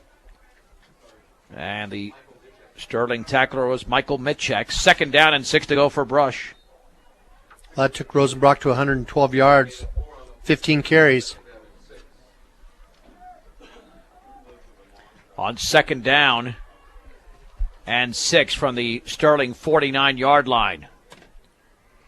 Again, Matos Garcia under center. Long count. Quarterback keeper right up the gut to the 45, still on his feet. Breaks a tackle at the 40, and he's down at the 36-yard line. Well, he is surprised at Sterling defense with that play, and it's a gain of 14 on the keeper for baby Matos Garcia and a Bead Digger 1st down. 94 yards for him. It's funny how Brush has made that play just part of their offense now. You know, after they did that against Platte Valley, like you said a couple weeks ago, now they're not afraid to come out and run it 2 or 3 times a game. Very effective there. 1st and 10 for the Bead Diggers at the 35-yard line of Sterling, leading 35-14. A minute plus into the second half. And there's the give to Rosenbrock right up the gut, and he's still on his feet, breaking tackles inside the 25, down to the 20, inside the 20 to about the 18-yard line as Rosenbrock was not hit until he's about 5 to 10 yards down the field. A gain of 17, 1st and 10 for the Bead Diggers in the red zone already. Yeah, just another good play there by Brush, pounding the ball right at Sterling. They're in more of a split 6 defense right now. That's the adjustment they've made. They got a guy head up on our guard, a guy head up on our tackle, a guy just outside of our defensive end, and then 2 linebackers there in the middle, and Brush just ran right at it. First and 10 for the Bee Diggers at the 18-yard line of Sterling. In motion to the left is Peterson. Matos Garcia on the pitch left to Conrad Cole to the 15-yard line. Along the left side to the 10, and he's dragged down. There is a flag down. Not sure if there was a hold.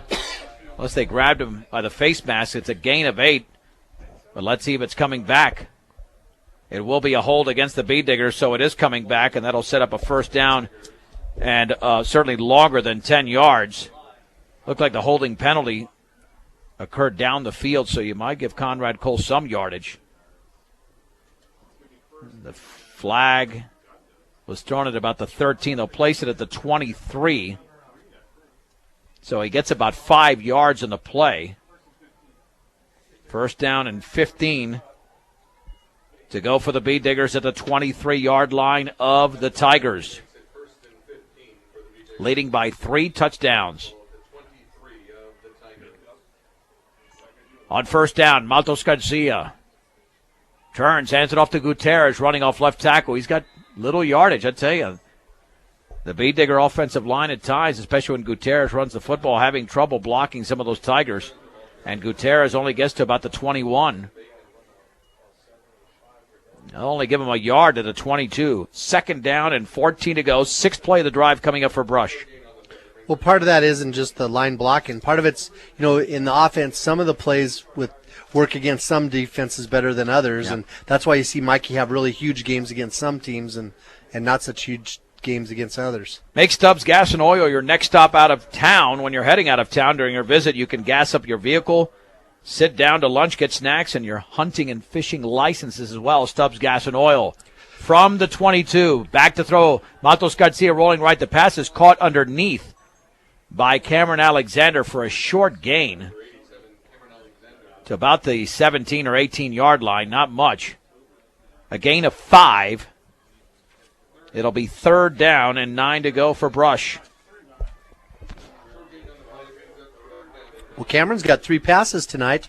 One for the conversion. That's pretty neat. Yeah, no, he's getting open and making some plays. Well, it was Nico that caught that pass for that conversion, wasn't it?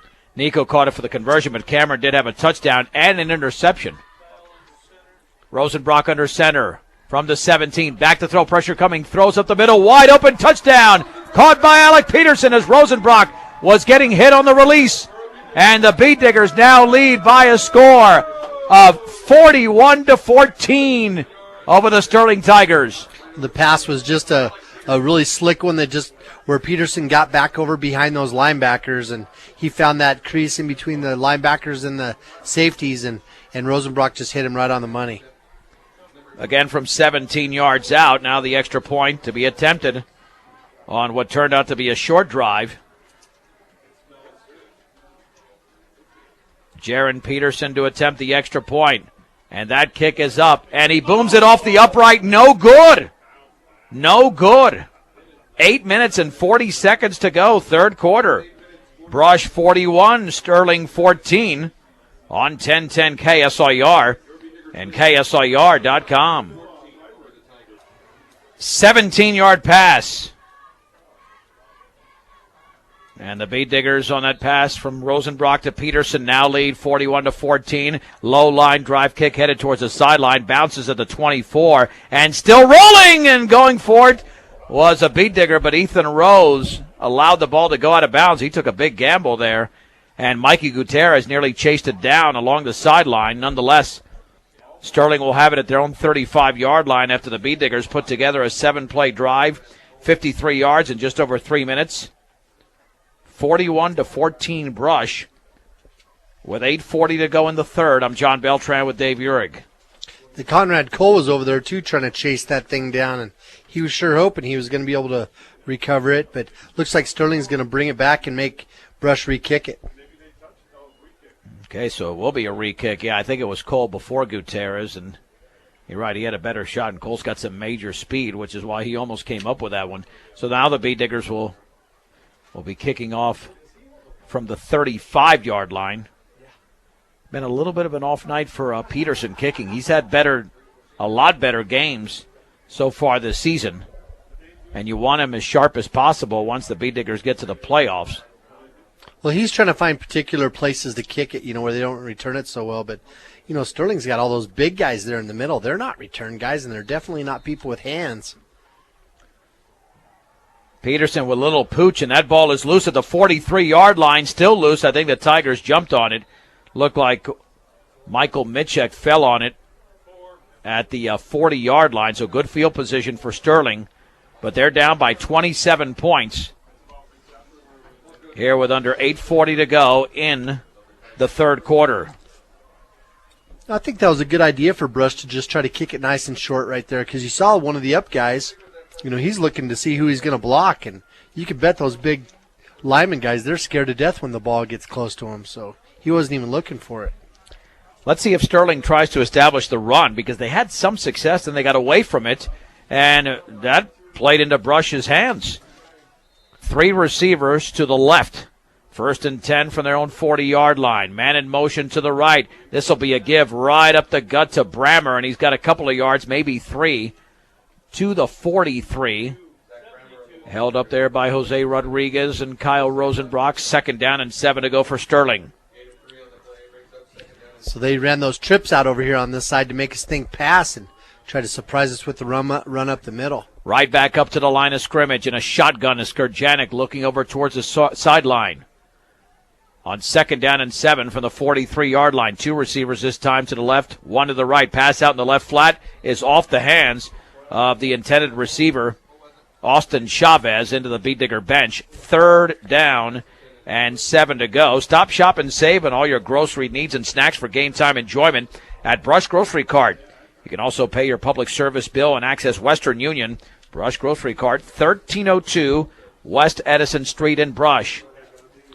Coach Busmani lines them up, and then he looks to see how far back our corners were on that last play, and we were playing them off the line quite a bit, so he went ahead and tried to throw that screen again. 3rd and 7 to go. Man in motion to the right, and Skurjanek will take it himself. He's going to be thrown for a loss by Clay Shaver back at the 41-yard line. A loss of 2 yards, almost 3, and Sterling will have to punt perhaps on a 4th and 9. Let's see if they'll indeed be in punt formation, and they will. Great play by Shaver there, the junior. He's just a good player. Long, lanky, smart, very athletic.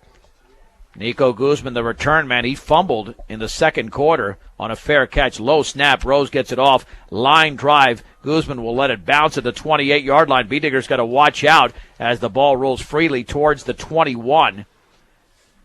And the Beet Diggers still need a couple of touchdowns without Sterling scoring in order to get this to a running clock, as the game has 7 minutes and 25 seconds to go in the third quarter, with Brush leading 41-14.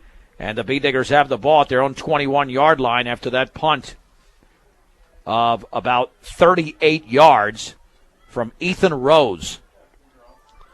Be interesting to see if Sterling sticks with that 6-man front. They didn't have very good luck with that on the first series after the half. Better quality, better service, better results. It's Better Electric, and also the home of the Sterling Trailers. Your Big Tech's headquarters, Better Electric. 1st and 10 at the 21-yard line. Let's see if the Beet Diggers can rip off a huge play. Matos Garcia on the bootleg right, has running room to the outside of the 25, along the sideline to the 30. Stutter steps to the 35, back to the inside, and he's tackled at the 40-yard line. And there's a flag down there. Oh, boy, I hate to see that. Downfield at the 28. Trying to follow a block. The Beet Diggers have had quite a few of those penalties tonight, Dave. Well, our guy was doing a good job blocking it first, but he tried to maintain his block down the field, and the kid turned his back on him, and he didn't quit blocking him, and he actually even gave him a little extra shove as he blocked him in the back. So one of the things they got to make sure they're aware of is when we're getting a big run like that, the guy turns his back, just take your hands off him. Let's see how many yards Matos Garcia will actually get, because it would have been about a 20-yard gain, but it's a spot foul. The flag was thrown at the 28. Line of scrimmage was the 21. And now the line of scrimmage is going to be the 17. So essentially a gain of about 6 for Matos Garcia. And with the 10-yard penalty, 1st down and 14 to go from the 17-yard line. One receiver out to the right. It's more than likely a simple handoff. And Maltos Garcia will hand it off to Rosenbrock. Big hole up the middle to the 30-yard line. Along the right sideline to the 40. Then dragged down.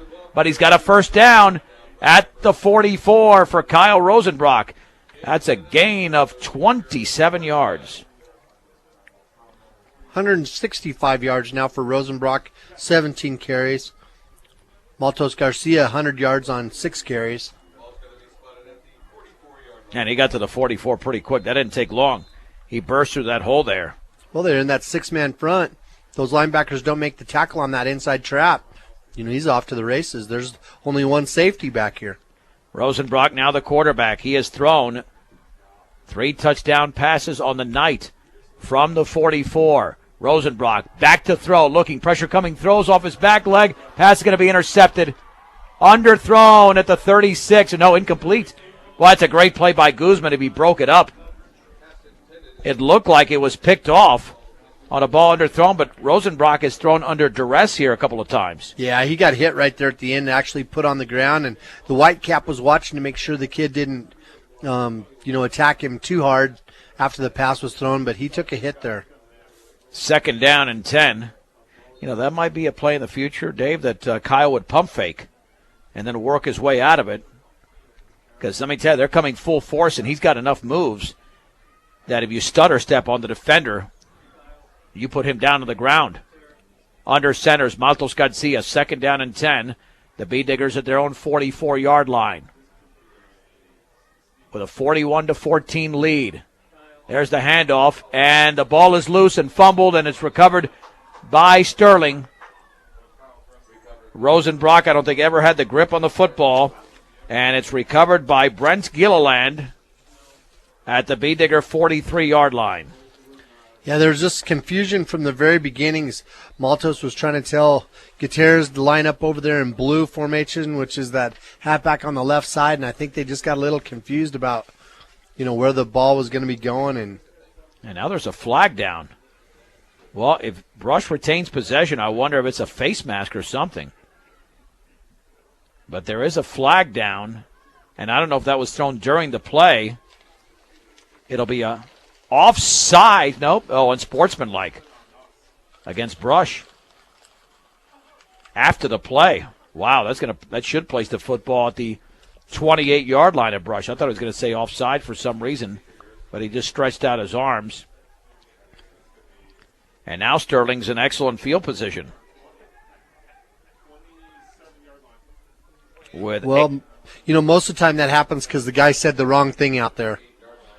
So as a player, you just have to try to concentrate on controlling what you can control. You play, let the refs ref, and you don't have penalties. That's it. Make it simple. 1st and 10 for the Beat Diggers. Check that for Sterling at the Brush 28-yard line. Man in motion to the left. Skurjanik is going to hand it off. Here's a double handoff, and running over to the right now, throwing a pass along the sideline. It is caught inside the 10 to about the 7. Pass was thrown by Rose. The catch was made by Chavez. A double handoff and a pass, and a big play inside the 10-yard line. It's a gain of about 20. And Chavez might be down. He took a big lick as he was tackled. Well, Rosenbrock was the one that was there on the coverage, and he tried to run it down as he lost him. And he ended up just putting his shoulder pad right in his back. Probably got the wind knocked out of him. But Sterling now with a 1st and goal. It's a tough play to defend, but if you execute it, more power to you, because there's a lot of stuff going on that play. Yeah, you don't see a lot of reverses, when we, in the league that we play in, and even at the state level, you don't see a lot of reverses, let alone a double reverse pass. Yep. So 1st and goal to mark it at the 7. Chavez being assisted off the field. With 6:12 to go in the 3rd, Brush 41, Sterling 14. And this almost has the feel like the Valley game. Just you're playing good enough to lead by a big margin, but There's a lot of mistakes, even more mistakes than the Valley game for Brush. So 1st and goal from the 7. Skurjanek is in a shotgun. Man in motion to the right is Mitchek. Skurjanek runs to his right, tries to get around Schaefer and does not. Schaefer right there as Schaefer makes the play. Maybe at the 8-yard line. Let's see if they'll give him the loss. Yeah, it's at the 8. A loss of 1 as Clay Shaver made the tackle. 2nd down and goal to go for the Sterling Tigers. Well, Shaver's really zeroed in on that quarterback keeper now over there on his side. If they're going to run it, they're going to have to run over here to Woodard's side. And, he's usually pretty savvy about that play, too. 2 receivers to the left. The lone setback is Zach Brammer. Cloberdance resets on the left side. Skurjanek in a shotgun from the 8. He's going to fake. He'll take it up the middle. He's upended. Joe Carwin was able to make the hit around the ankles in the backfield. And Carwin made an excellent play tackling Skurjanek at about the 10-yard line. A loss of 2. Another Sterling Tiger is down. It'll be 3rd and goal. And now that Tiger gets up. So 2 plays, minus 3 yards for Sterling in the red zone. But they've converted before, which is why they've got 14 points on the board. Yep, that play, I'll tell you what. Carwin, he just shot in there from his nose guard position. He stayed really low, and he hit him right in the ankles, didn't he? He got him good. That was a nice move. 3rd and goal from the 10. Sterling looking for their 3rd touchdown of the game. They had a big touchdown pass in the 2nd quarter. Skurjanek, play action, looking to throw over the middle, and that is dropped. Broken up at the last second by Cameron Alexander. In and out of the hands of the intended receiver. That might have been Brennan Skurjanek. A really well-thrown ball by James Skurjanek. Yeah, it was. Aaron Williams also did a good job from that left linebacker position as he dropped back into that passing lane, and he actually ended up on his hiney as he was trying to make a play to intercept it. 4th and goal from the 10. In a shotgun is James Skurjanek. Man in motion to the left, a handoff to Ethan Rose. He's going to get nothing, tackled in the backfield, and the play was made over there by Jose Rodriguez for a loss of 1. The B-Diggers take over on downs. They had both of them, too. Skurjanek made a pretty good fake, but Carwin was over there tackling him, so they're zeroed in on both of them. Nobody's falling for the fake anymore. So the B-Diggers have the ball at the 11. It was 1st and goal at the 7. Now with 4:45 remaining in the 3rd. The B-Diggers are 89 yards away from attempting to stretch out a 27-point lead. Dave, they're still looking for that humongous play. They had a 41-yarder. Actually, a 49-yard run by Matos Garcia. That's the biggest play. That did not even get into the end zone. Well, if Sterling starts taking chances here on defense trying to get the ball back, you're going to get it. From the 11, Rosenbrock in the backfield along with Mikey G. Matos Garcia is going to hand it off to Gutierrez. Big hole up the middle of the 25-yard line. Up the left side to the 40. Trying to outrace a defender to the 30-yard line. Mikey G to the 20. To the 10. He's gone! Mikey Gutierrez goes 89 yards. And the B-Diggers now lead the Sterling Tigers 47-14. Holy mahungus, what a run. Just a simple trap. That line doing a good job of blocking. Like I said, they got guys over our guards, over our tackles, over our ends. We trapped that guard or that defensive tackle on the other side that's across from our guard.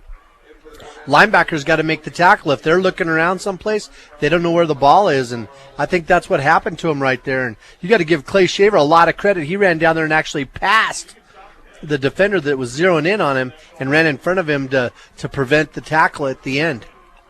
Dave, I don't think we called that, but we kind of were anticipating a big play at some point. The Peterson extra point is up, and that extra point is off to the right. Wow, he is struggling badly in this game. 4:32 to go. 3rd quarter, Brush 47, Sterling 14 on 1010 KSIR and KSIR.com. B-Diggers lead 47-14 on an 89-yard run by Mikey Gutierrez.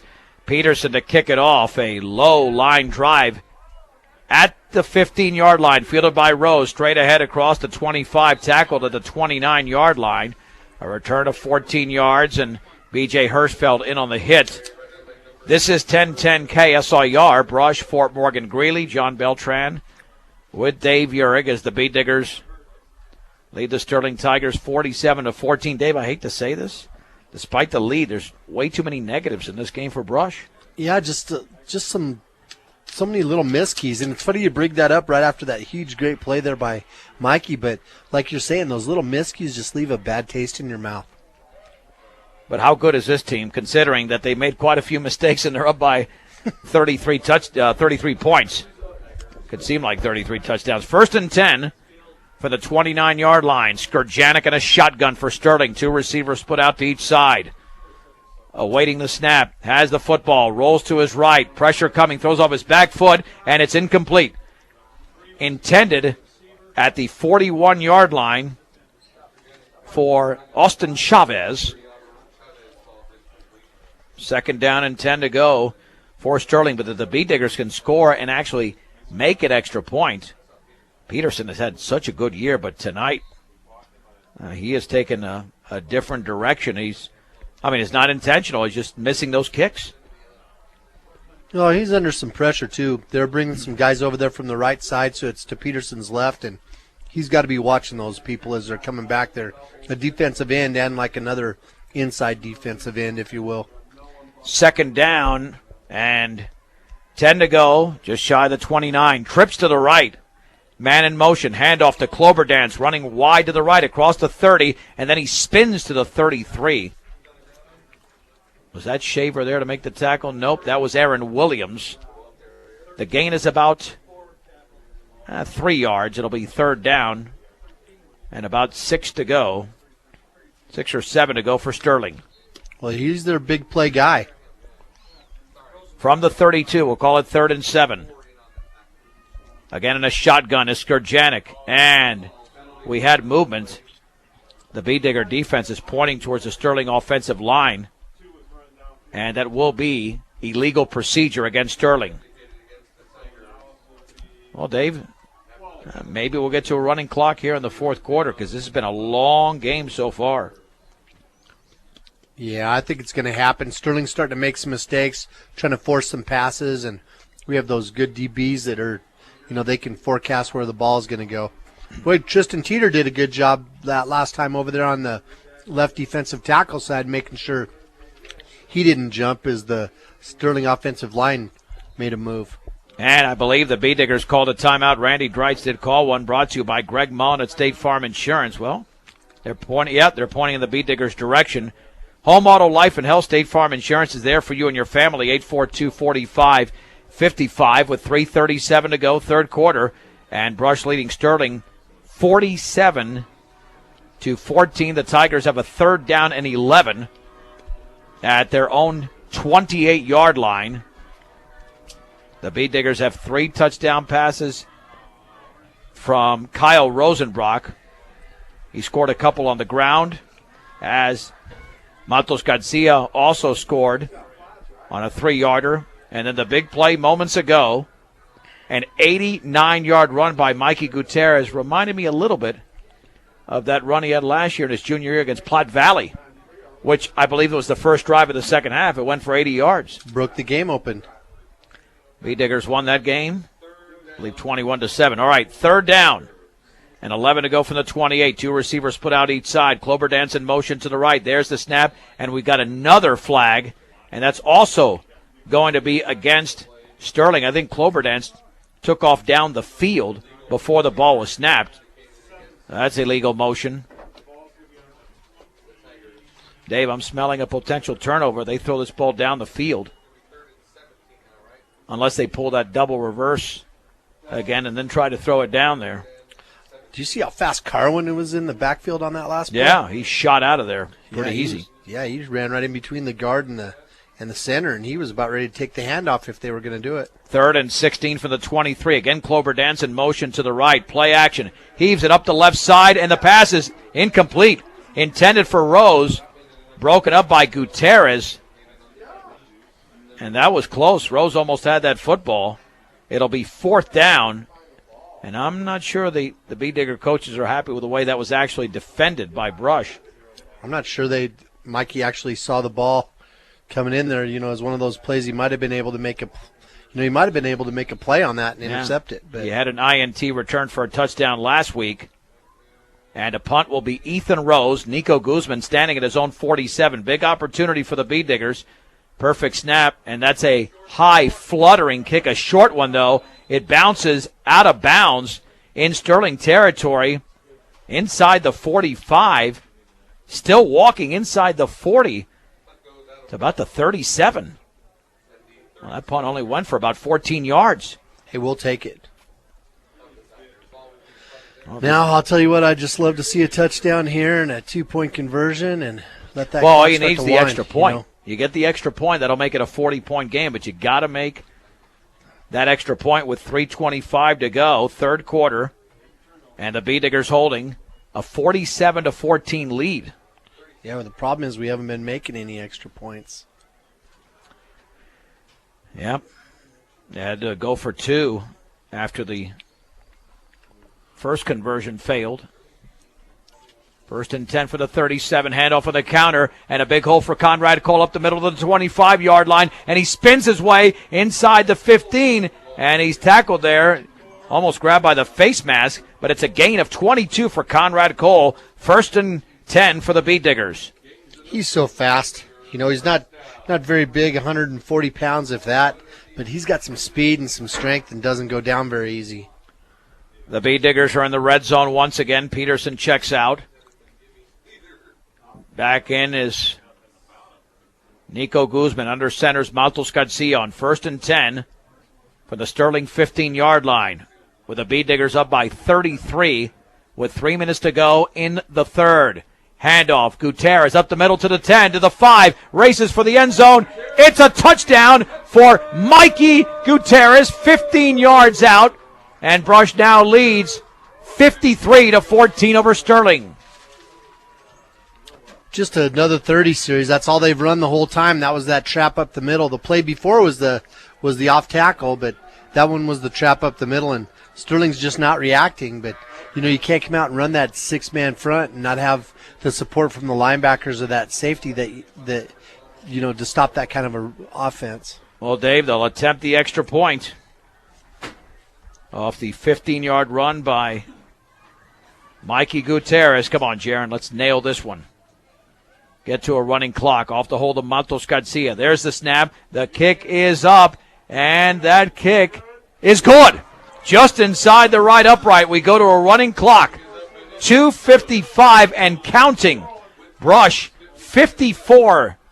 Sterling 14 on 1010 KSIR and KSIR.com. Ethan Rose returns the kickoff towards the 20-yard line. Then he's thrown back by Clay Shaver and Alec Peterson.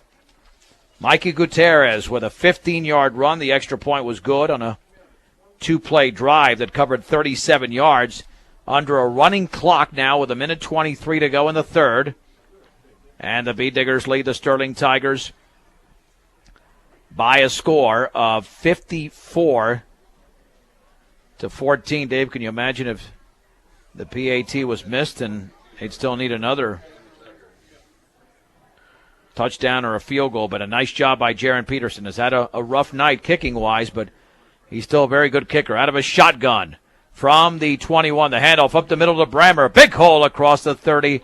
A first down to the 32. It's a gain of 11. As the tackle was made by Maltos Garcia. They'll be back up to the line of scrimmage here. See, Andrew Guzman's checking into the game, number 75. Big 5'11", 185-pound sophomore. Playing some defensive line. 1st and 10 from the 32. This should be the final play of the third quarter. They're actually in the huddle, but still plenty of time to get this play off with 15 seconds to go.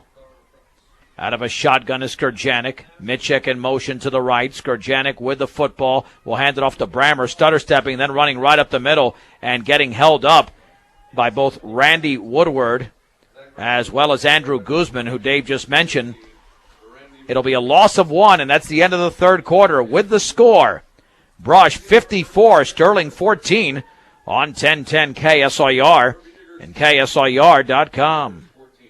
Let's begin the fourth quarter. Brush 54, Sterling 14. John Beltran with Dave Urich. Second down and 11 to go from the 31. Sterling with a football. Clover Dance in motion to the right. Back to throw Skurjanek. A screen out to the left, caught by Brammer along the left sideline. Aaron Williams makes the play as he runs across the 30 towards the 35. It's a gain of 4 on the pass over there to Brammer.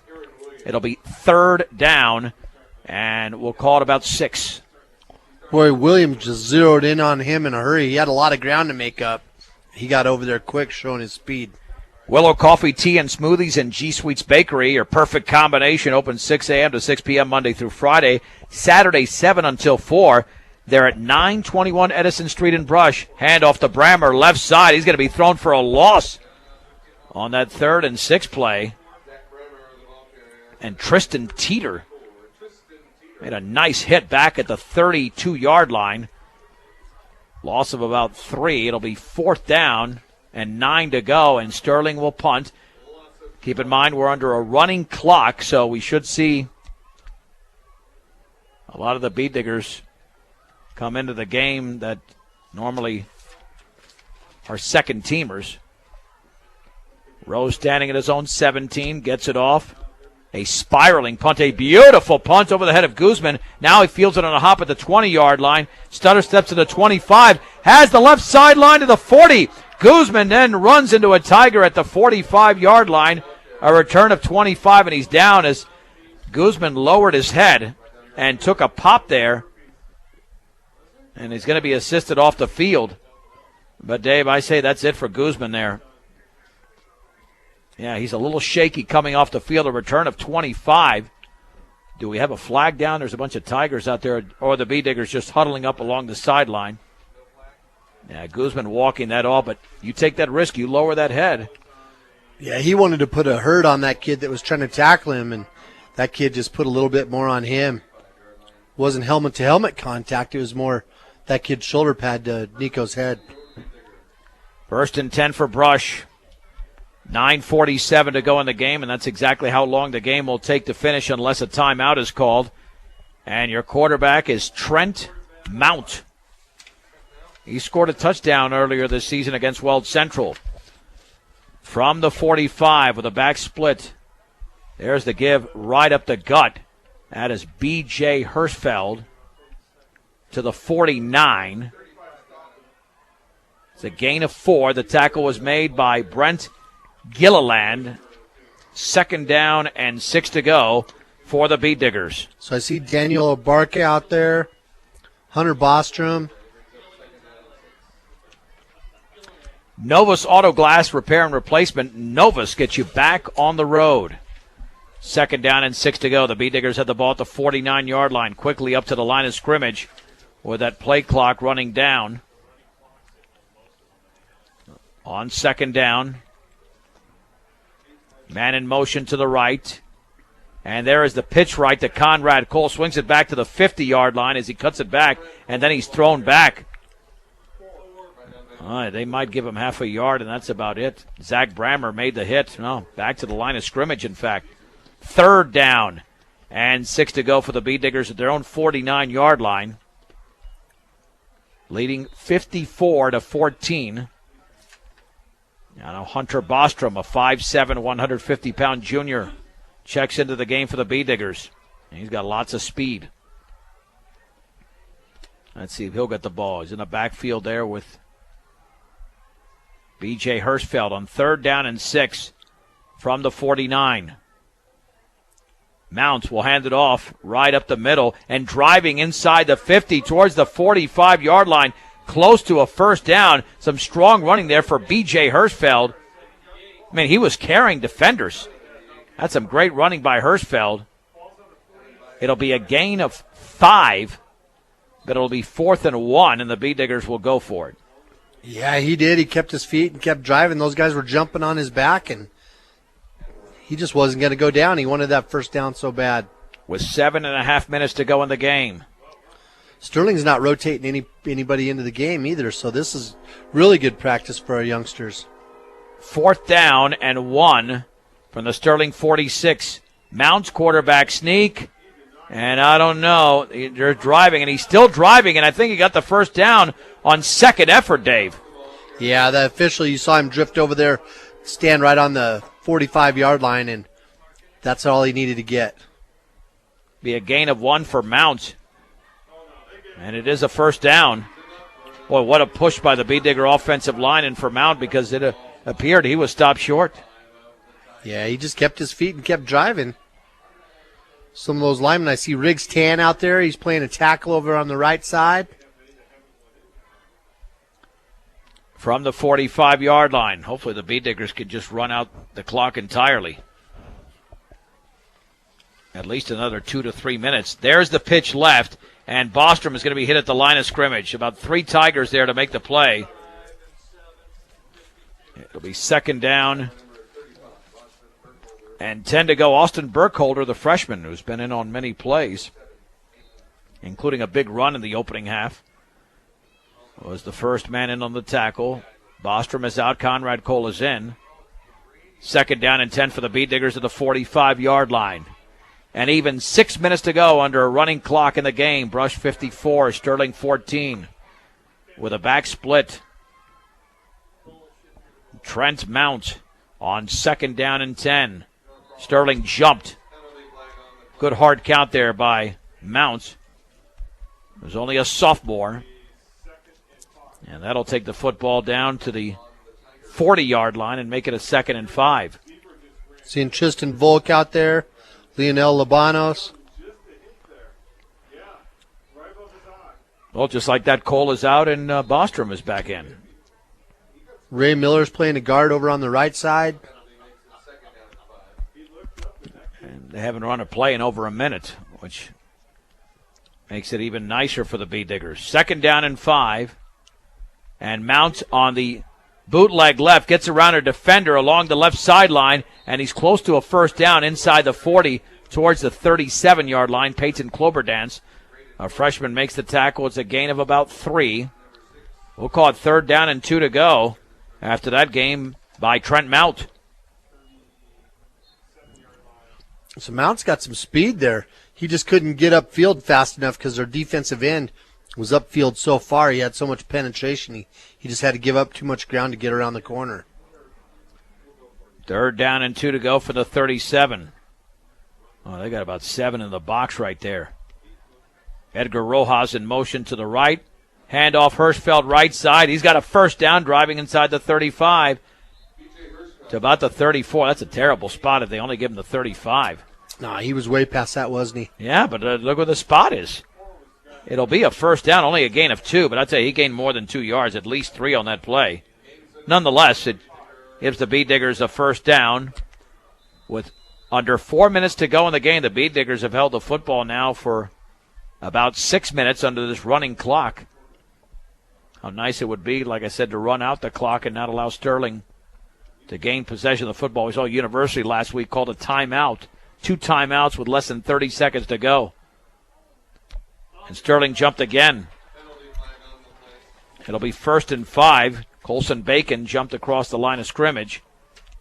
And the football will be at the 30. Nice job by these second-teamers showing a lot of discipline and not jumping themselves. You know, last week we had our Thompson Primary Carnival, so I got to listen to the very end of the game. You were calling, I could tell you didn't really like that timeout at the University College. Yeah, they did it a couple of times just to try to pad on, and the B-Diggers stopped them at the goal line on the last play. 1st and 5 from the 30. Maltos Garcia's in motion to the right. Mount on the pitch right to Bostrom, swings it to the outside, but is hit right at the line of scrimmage. A couple of Tigers, including Michael Mitchek, make the hit. Second down and 5 to go for the B-Diggers at the 30. 2 minutes and 45 seconds to go. I think 3 plays. That's it. Should do it. 3 plays. You take your time here in the huddle. 4 max. These young guys aren't going to do that, though. They want to play as much as they can. I don't blame them. Second down and 5 from the Sterling 30-yard line. Rojas in motion to the left. Handoff, left side. Hirschfeld breaks a tackle. First down inside the 25. And he dives to about the 21. B.J. Hirschfeld with a gain of 9. And this will be the 10th play of the drive. And now we have 2 minutes to go in the game, and Brush leading 54-14. That was the 20th yard for Hirschfeld. 4 carries. If the B-Diggers score, it'll run out the clock. From the 21, we got 1:48 to go. Mount hands it off, left side. That's Hirschfeld, and he spins across the 20 towards the 17. Gain of 4 yards. 2nd down and 6. And again, a couple of plays left in this game now. At the 17-yard line. B-Diggers led by 3 touchdowns at the break. The defense has pitched a shutout in the second half. From the 17 on 2nd down and about 6. Mount will hand it off right up the gut and maybe a yard there. Now once again is Hirschfeld getting up slowly. He took a lick at the 16-yard line. He's holding his belly. They stopped the clock with 52.3 seconds to go. 3rd down and 5. Oh, they'll restart any second here. Aaron Williams will check in. And that clock should be restarted any second. And it is. So one final play. Here with the B-Diggers facing a 3rd down and 5 from the 16-yard line of Sterling. Mount will keep it on the bootleg running left. He doesn't have any room, and he's tackled for a loss of 3 at the 19-yard line. Peyton Cloberdance made the play. It'll be 4th down, but I don't think the B-Diggers have to run another play, and that'll be it. As the Brush B-Diggers, they're up to the line of scrimmage, but they don't need to run another play. It'll be 4th down and about 8 to go, and they don't run another play. The B-Diggers have won the game tonight over the Sterling Tigers, 54-14. We'll come back with a recap right here on 1010 KSIR and KSIR.com. The Brush B-Diggers defeat the Sterling Tigers 54-14. B-Digger post-game show is brought to you by Mr. D's Ace Farm and Home Center in Sterling, Brush, and Fort Morgan, your farm and ranch headquarters for all your farm and ranch supplies, and they carry feed for all your animals and pets. That's Mr. D's Ace Farm and Home Center. The B-Diggers got on the board first. A 36-yard drive in 2 minutes and 21 seconds. Kyle Rosenbrock scores from 5 yards out. It was 7-0. And then on Brush's next possession, 10 plays, 84 yards in 3 minutes and 11 seconds. Rosenbrock from 2 yards out. PAT was missed. It was 13-0. Back came Sterling, though, late in the first quarter. A 3-minute and 19-second drive covering 76 yards. Mike Chavez on the 10th play with a 17-yard TD reception. PAT was missed. It was 13-6. Back came the B-Diggers. 7 plays, 72 yards in 3 minutes and 28 seconds. Nico Guzman with a great catch and run. 2-point conversion was good. Brush led 21-6 after a Cameron Alexander interception. B-Diggers converted. Arnoldo Maltos Garcia with a 3-yard run. That was preceded 2 plays earlier by a 49-yarder by Baby. 28-6 was the score. Ethan Rose, though, for Sterling countered. After a 6-play, 71-yard drive in a minute 58, it was 28-14 as the 2-point conversion was good. The B-Diggers before the break, 9-yard touchdown catch by Cameron Alexander made it 35-14. And then all B-Diggers in the second half. Alec Peterson with a 17-yard catch. That was a 53-yard drive in 3 minutes and 12 seconds. PAT was missed. It was 41-14. Then 47-14. After Mikey Gutierrez's 89-yard run on the first play of that drive, then a 2-play 37-yard drive with the PAT good after this one. Gutierrez from 15 yards out, and the B-Diggers win 54-14 on a night where the B-Diggers piled up over the half century mark of century's 100. I'm guessing half of over 1,000, Dave, in total yardage. Yeah, 578 yards total offense on 55 plays. They got 493 of those on the ground. Some big running today by Conrad Cole. He had 4 carries for 27 yards. Mikey Gutierrez had 12 carries for 174 yards. Hirschfield had 6 carries for 26 yards. Rosenbrock had 17 carries for 165 yards, and Arnaldo Matos Garcia had 6 carries for 100 yards. Throwing the ball, we ended up with 85 yards total passing. We went 6 for 9. Garcia was 1 for 1 with a 5-yard pass that was completed. Rosenbrock ended up throwing the ball 8 times, and he ended up completing 5 of those. Receivers were Cameron Alexander, who had 2 catches for 14. Nico had 2 for 45, and Peterson had 2 for 26. Let's quickly go through Sterling's totals. They had a decent first half, but the B-Digger defense held them down in the second half. Yeah, they really only opened up and handed the ball off to their backfield 11 times. They ended up with 222 yards total offense. They threw the ball 16 times, completed 8 of those, 1 interception, 83 yards, and then they had 139 yards on the ground running, but most of that was Skurjanek.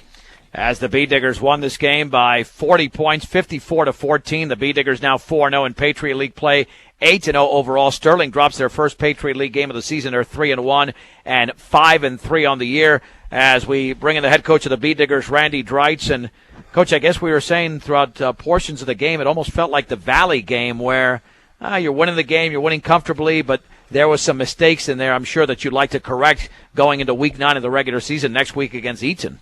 Yeah, most definitely, but it didn't feel like the Valley game. It was a battle all the way through, I thought, for the most part.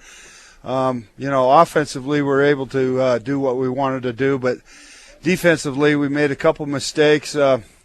Let people get open on us, and but our kids just battled hard the whole game and played hard, and I'm sure I'm proud of them. And to be a Patriot League champion is no small feat. We have a tough conference, and I'm proud of the effort our guys are giving us, and how hard they're working, and it's exciting. And we got another game next week against Eaton. I told them after the game, this is Patriot League champions, but we are not going to have a letdown against Eaton now. I tell you, you look at the weapons you had in this particular game. Rosenbrock, 3 touchdown passes. You have Cameron Alexander with a touchdown, Nico Guzman with a touchdown, and with a great run, by the way, on that 41-yarder where he was just bouncing off defenders. And then you also have Mikey Gutierrez with a couple of touchdowns. It didn't matter who you threw at that Sterling defense. You were going to succeed tonight, but as opposed to maybe 1 or 2 positional players getting it done, you had a gamut of players that really did a nice job tonight. Exactly, and we're really fortunate to have the players we have, and it's great to see that, and hopefully that continues throughout. And they want to key on one person, we got someone else, so that's a good thing for us, and we're just going to keep working and hopefully keep getting better and better each week. Were you expecting exactly what Sterling threw at you? Because you get to the second half, they're doing a double reverse there with a pass down the field, and it seemed that when they got to the second half and what was not working in the second half that did work in the first half, they had to go to some trickery, and your team pretty much responded to the challenge, especially with that great stand inside the 10-yard line. I thought that was awesome. We kind of prepared for that this week. We knew some of that would be coming last week when we saw them play Eaton on film. They were kicking on sides, they were doing fake punts, and so we really worked on special team stuff, and we worked on some double pass stuff, and we worked on some reverses and trying to make up some things to throw our defense off this week, because we kind of had a feeling that it would be a game like that we'd have to do assignment football and everybody execute, and I was pretty pleased. The reverse pass, they were kind of open, but thank goodness we were able to stop them from scoring. Was that the strangest start to a game you've ever seen? I mean, a ball off a guy's helmet. I've never seen that. He turned around, and all of a sudden it took a perfect hop for Conrad Cole, and that was a sign of some good things to come tonight for Brush. Yeah, it was quite different. I don't think I've seen that in a long time, but thank God we recovered it and were able to get on the ball. That was a big one for us. And, we jumped out ahead of them a little bit. And, they answered us first half a couple times. But, the second half we made some adjustments defensively, which I think helped us stop the running game for the most part. And we did a good job. I guess the only concern tonight, I'm sure, hopefully it's just an aberration where Jaron was just missing some extra points there and, off to the right and maybe just not hitting the ball well, and you had to go for 2 one time and then finally nailed that last one, which was clutch, Coach. If not, we'd still be here because that'd be a 39-point game instead of a 40-point game to a running clock. But hopefully he'll get back on track next week because he's been really good all season with the exception of tonight. Yeah, he has. He's done a great job. He's a young kid, young sophomore, and I think he got his dauber down a little bit. We've got to work on that. The next play is the most important. I preach that a bunch. And, you can't get so down that the next play is bad and then the next play is bad. So, it's a psychology part of the game. And, he's got to work with that and work on that. And hopefully, he can we'll work this week correcting a few things. I think I know what he's doing. But, you never know with kickers sometimes. Finally, in this cold weather, how physical was the game tonight? Also knowing that you look at some Sterling players. I mean, they got a 255, 275 out there. That's some pretty big defensive linemen, but your offense didn't struggle against them. But obviously that could make for some harder hitting out on the football field. Oh, it was hard hitting. There were some good shots out there. Down on the field, you could hear the pads popping pretty good. And, they are big and physical. And, we had some kind of some issues going on in those piles and things, and so I saw that.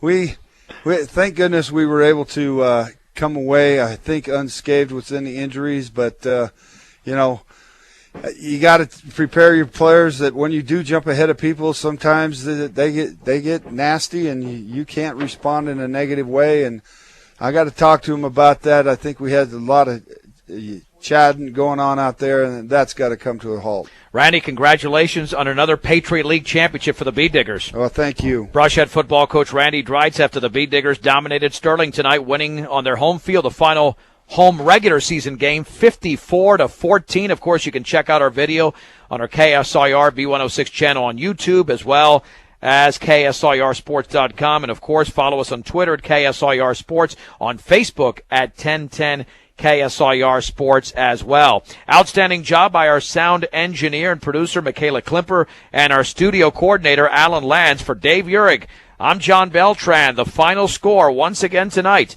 Brush 54, Sterling 14 on 1010 KSIR and KSIR.com.